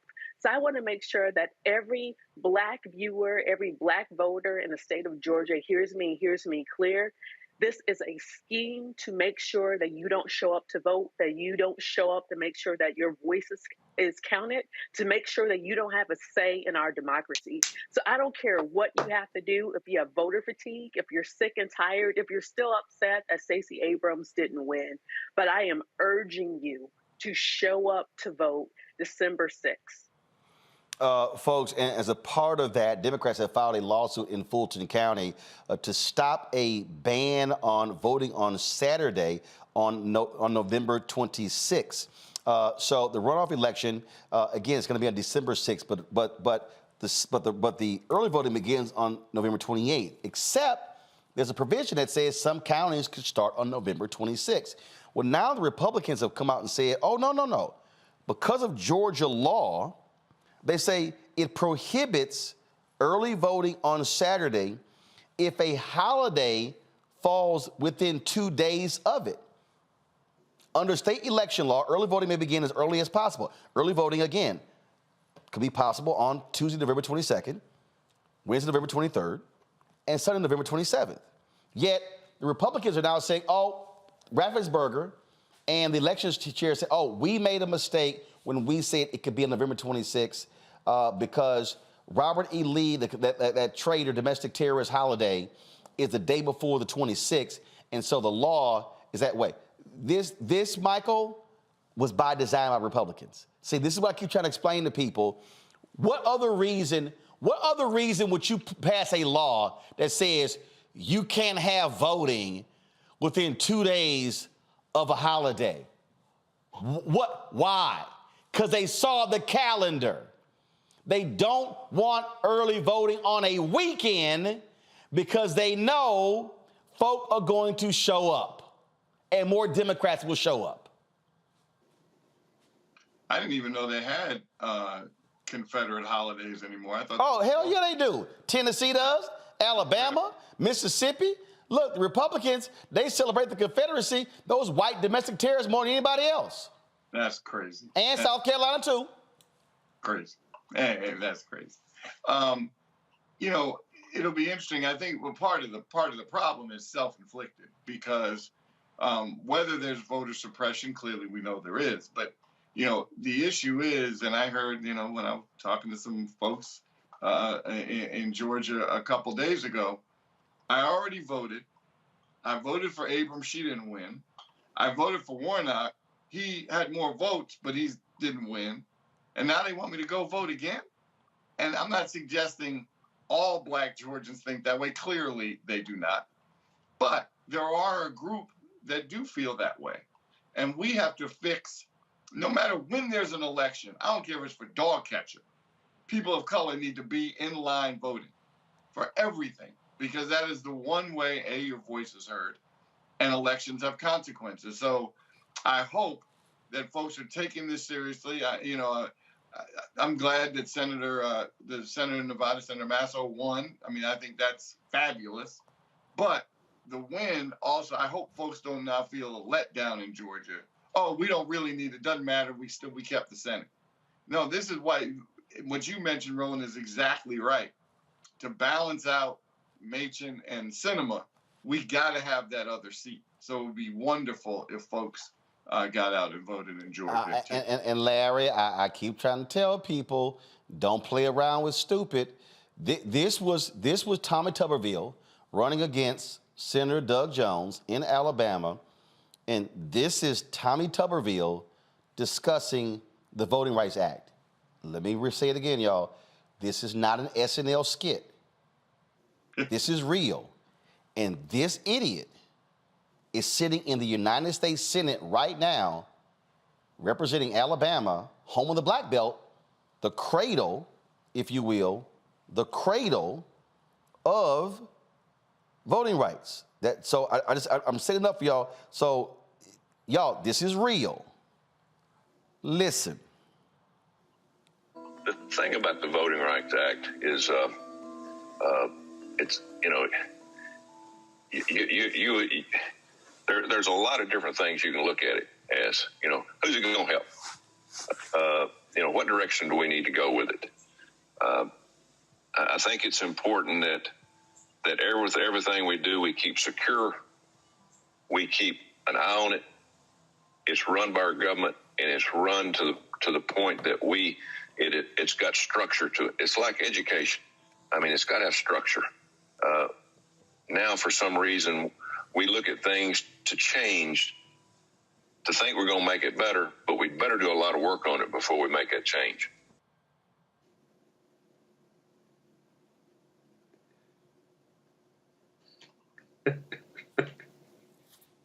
Larry, he actually said education. Go ahead. Listen, please do not ask me to interpret what he was trying to say, because I have no idea what he was talking about. He could have talked about the fact that, you know, the Voting Rights Act essentially is kind of Jim Crow in America, or he could have talked about, you know, the impact the 2013 Supreme Court case had on the Voting Rights Act. But listen, we won't get into that.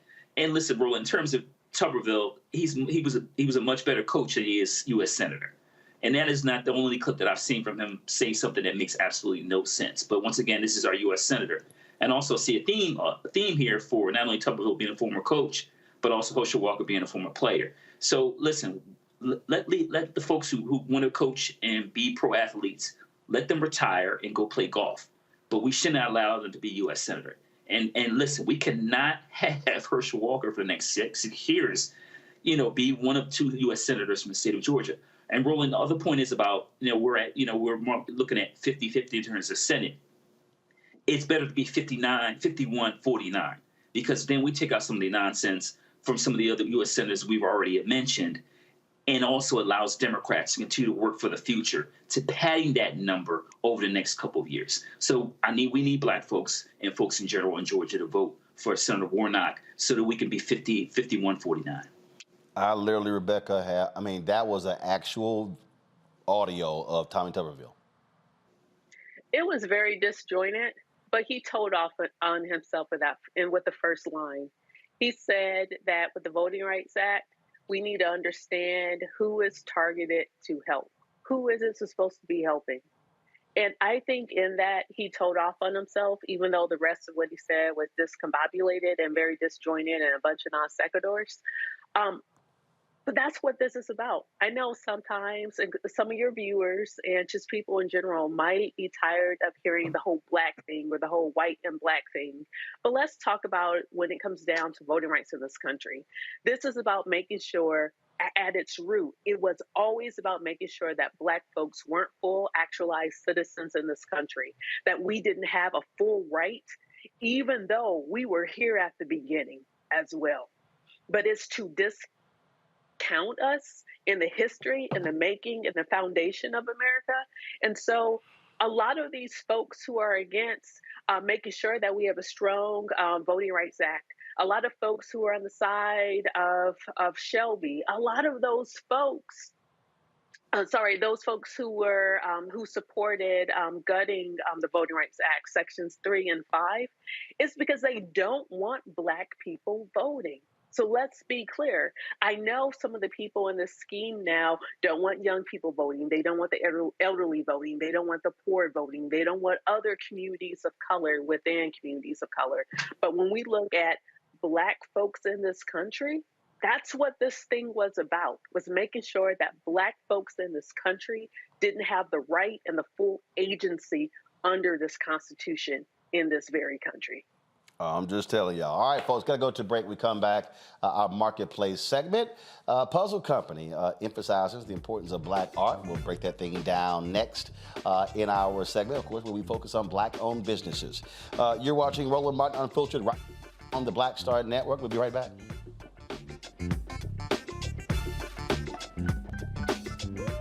We're all impacted by the culture, whether we know it or not. From politics to music and entertainment, it's a huge part of our lives, and we're going to talk about it every day right here on The Culture with me, Faraji Muhammad, only on the Black Star Network. I am on screen, and I am representing what a Black man is to the entire world that's going to see this. And this might be the only Black man, a representation of a Black man that they see. Right. So I am responsible. Right. For how they see Black men. And it's my responsibility to, if I am not playing an upstanding, honorable, someone with a strong principle or moral core, to make sure that this character is so specific. Right. That it is him, not Black men. And I wish that more actors would realize how important their position is as an actor of color, playing people of color on screen. Because there are people that see us all over the world in these different images that we portray. And not everyone knows Black people to know. Yes. That's not all.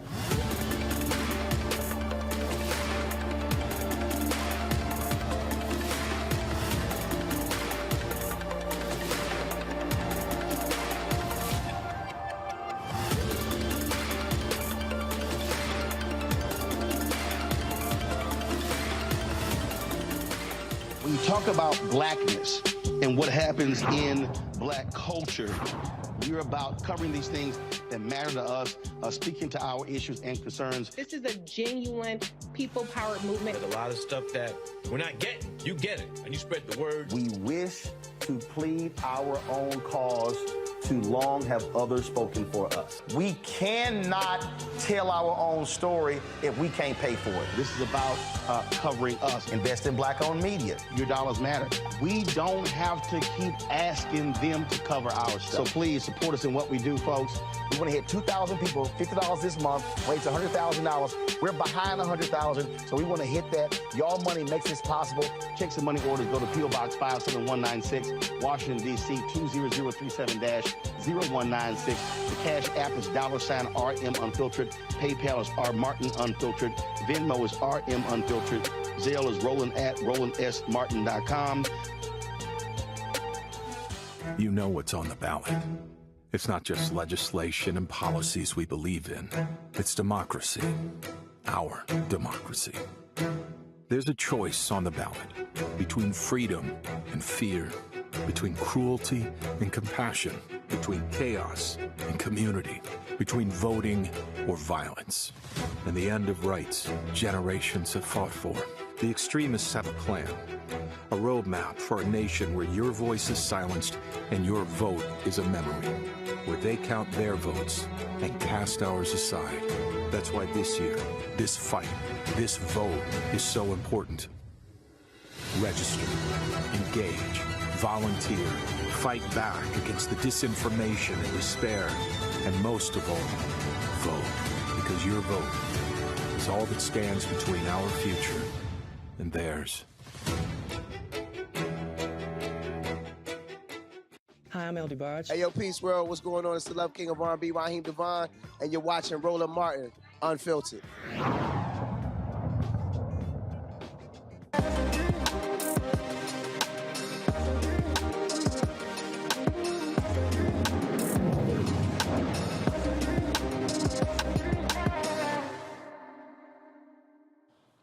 Of course, in our marketplace segment, we always are talking about Black-owned businesses in terms of their products. Well, guess what? Today's guest deals with puzzles. That's right. Now, we've talked about puzzles before, but what they're doing is emphasizing Black art as a part of that. Pretty cool, huh? When you think about that, it's a unique way to get people interested in the art. And guess what? Some $2 billion is spent every single year on puzzles. The company's called Dope Pieces Puzzle Company, and the firm's The Narrative of Black Lives. Chris Hale is the founder and CEO of Dope Pieces Puzzle. Joins us now from Atlanta. So where did the idea start from? Hey, well, I was a puzzler since I was 5 years old. And as I got older, I had a hard time finding puzzles that represented me, people that looked like me, or the culture. I had a really good friend who was an artist, and he was getting ready for a show. He showed me an image of this beautiful Black woman, and it automatically resonated with me. And I was like, this is what we're going to do next. Dope Pieces was born from that. You know, when we think about it, so you're obviously you're trying to solve the puzzle, but it's also teaching and educating and giving people an appreciation of Black art. How many different puzzles do you have? Currently, I have 11 that are available, and we're going to release another 2 to 3 in early January. So always looking for new artists, but absolutely, it is connecting people with art. It's introducing people to art in a new way. It's a conversation piece and a way to bring people together over something beautiful. Absolutely. Questions go to my panel. Rebecca, I'll start with you. Rebecca? Rebecca, you first up with a question.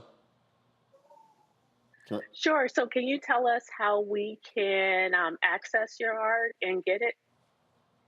Absolutely. You can go to the website, which is dopepieces.art. We are also located in a few stores. If you go to the website, they're listed on there. We're in the Denver Art Museum. I just did a drop-off at the King Center. We're also in Village Retail in Atlanta and a few stores in Maryland. But you can go to the website first. Thank you. And then I have a follow-up question. I noticed like some of my friends, like even like for mental health during the pandemic, they really got into puzzles. And so has that really impacted some of the work that you're doing and with the interest in using this art for puzzles? So I'll tell you honestly, so the pandemic did not affect Dope Pieces as much as George Floyd. When he passed away, a number of people were looking to support Black-owned companies, and they were also looking for themselves within their hobbies. And so that's actually what turned around Dope Pieces. And it really is an opportunity for people to see themselves reflected positively. And it was something that we really, really were looking for at that time. And even with the pieces that are coming up, the image it's showing right now, the journey, it's a family that, is moving forward, the history lesson, and these beautiful pieces by Patrick Doerr. It's an opportunity for people to see themselves and have a positive interaction with art and with the people that they're working the puzzles out with. It's been a really good experience. Larry. Yeah, you talked about, in terms of, during the George Floyd, right after post-George Floyd, in terms of some of the growth we've seen, people want to support Black-owned businesses. We've seen a lot also the last 2-3 years in terms of like these large corporations like Target, et cetera, supporting Black-owned businesses. And I was curious to see if you've had any of these, entities, large corporations reach out to you, any current or future partnerships. Well, absolutely. So I just finished the Target Accelerator program, which they focus on Black and brown businesses that usually don't have the opportunity to get the information that's needed. But absolutely, I've had conversations with the Hawks. I've spoken to people with Target. Actually, I am I'm at Disney World right now, where they are doing segments in an intensive with Black-owned businesses. So absolutely moving into those avenues and taking advantage of every opportunity. Michael. Ms. Hale, congratulations. Keep up the good work. Thank you. What did you say the website was again? It is dopepieces.art. Dopepieces.art. Dopepieces.art, yes. And then follow me on social media under Dope Pieces Puzzle Company or Dope Pieces. And I live in D.C. Where in Maryland are you located? I know it'll be on the website. So there's a store, Couples Tea. They have another location they just opened, and then Sips. So it's listed on the website. So they're now in 4 locations in Maryland. Got it. Well, keep up the good work, though. The art looks wonderful. Thank you. And I'm so proud. So keep up the good work. Thank you. I appreciate it, and I appreciate the opportunity to speak with everybody today. All right, folks. Again, Dope Pieces Puzzle Company. Check it out. If you like to put together puzzles, here's a interesting way to do so, and also educating yourself and appreciating Black art. Thanks a lot. Thank you. I appreciate it. All right, folks. That is it for us. I am traveling to Las Vegas tomorrow for a conference. Monique Preston is going to be sitting in for me. I'll be here Thursday from Las Vegas, so look forward to that. Folks, don't forget, if you want to support us in what we do, download the Black Star Network app, available on all platforms: Apple phone, Android phone, Apple TV, Android TV, Roku, Amazon Fire TV, Xbox One, Samsung Smart TV. Also, you can support us by joining our Bring the Funk fan club. Your dollars make it possible for us to do what we do. With that segment, you see we feature every Tuesday Black-owned businesses. Every Monday, our Fit, Live, Win segment is, of course, dealing with the issues of health and wellness. And then, of course, Tech Talk is on Wednesdays. Education Matters is on Fridays. Plus, we have our floating segments, our Where's Our Money segment. Remember, you're also supporting this show and 5 other shows on the Black Star Network. And so it's a lot that you're getting for your donation, and so we certainly appreciate if you do. Send a check and money order to P.O. Box 57196, Washington, D.C. 20037-0196. Cash App is $RM Unfiltered. PayPal is R Martin Unfiltered. Venmo is RM Unfiltered. Zelle is Roland@RolandSMartin.com. Roland@RolandMartinUnfiltered.com. And be sure to get your copy of my book, White Fear: How the Browning of America is Making White Folks Lose Their Minds. Available at Ben Bella Books, Amazon, Barnes & Noble, IndieBound, Bookshop, Chapters, Books A Million, Target. You can also download the book on the app Audible, or you can order through your favorite Black bookstore. Again, to my panel, thank you so very much. Always glad to have y'all on the show. Thanks a bunch. Folks, that's it. I will see y'all tomorrow right here, Roland Martin Unfiltered, Black Star Network. Y'all know how we always end the show. Also, first of all, let me thank all of y'all for the birthday comments, text messages, videos. Appreciate all of that. And let me say this here, folks. I know a lot of people get caught up and they think, oh my goodness, people keep asking me what you do on your birthday. Let me actually show you this. Last night, of course, I went to the dinner that took place. It was held at the Four Seasons in Houston. It was honoring my man Chris Tucker. And so we had a great time with him. Dr. Ruth Simmons, the president of Prairie View A&M University.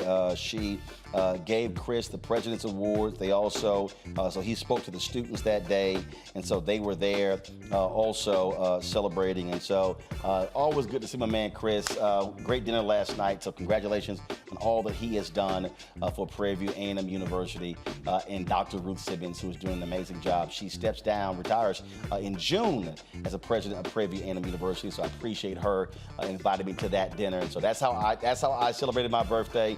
And I tell folk, you don't have to sit, you can party later. You don't have to do stuff on the day of your birthday. But you know, we still get the work in. And so it was great to be in my hometown, Houston, seeing him, but also seeing my frat brother as well, the mayor of Houston, Texas, Sylvester Turner. We saw him as well there last night. So let me go ahead and give my man Sylvester, Michael, my alpha brother, just in case you are confused, Michael, how we do it. So we were all there, and let me see. I'll pull it up in a second. I'll find the photo and show it. Do I have it on this phone here? See, y'all, this is what happened. You got all these phones. And you're always getting them mixed up. So let me see here. If I can show y'all real quick.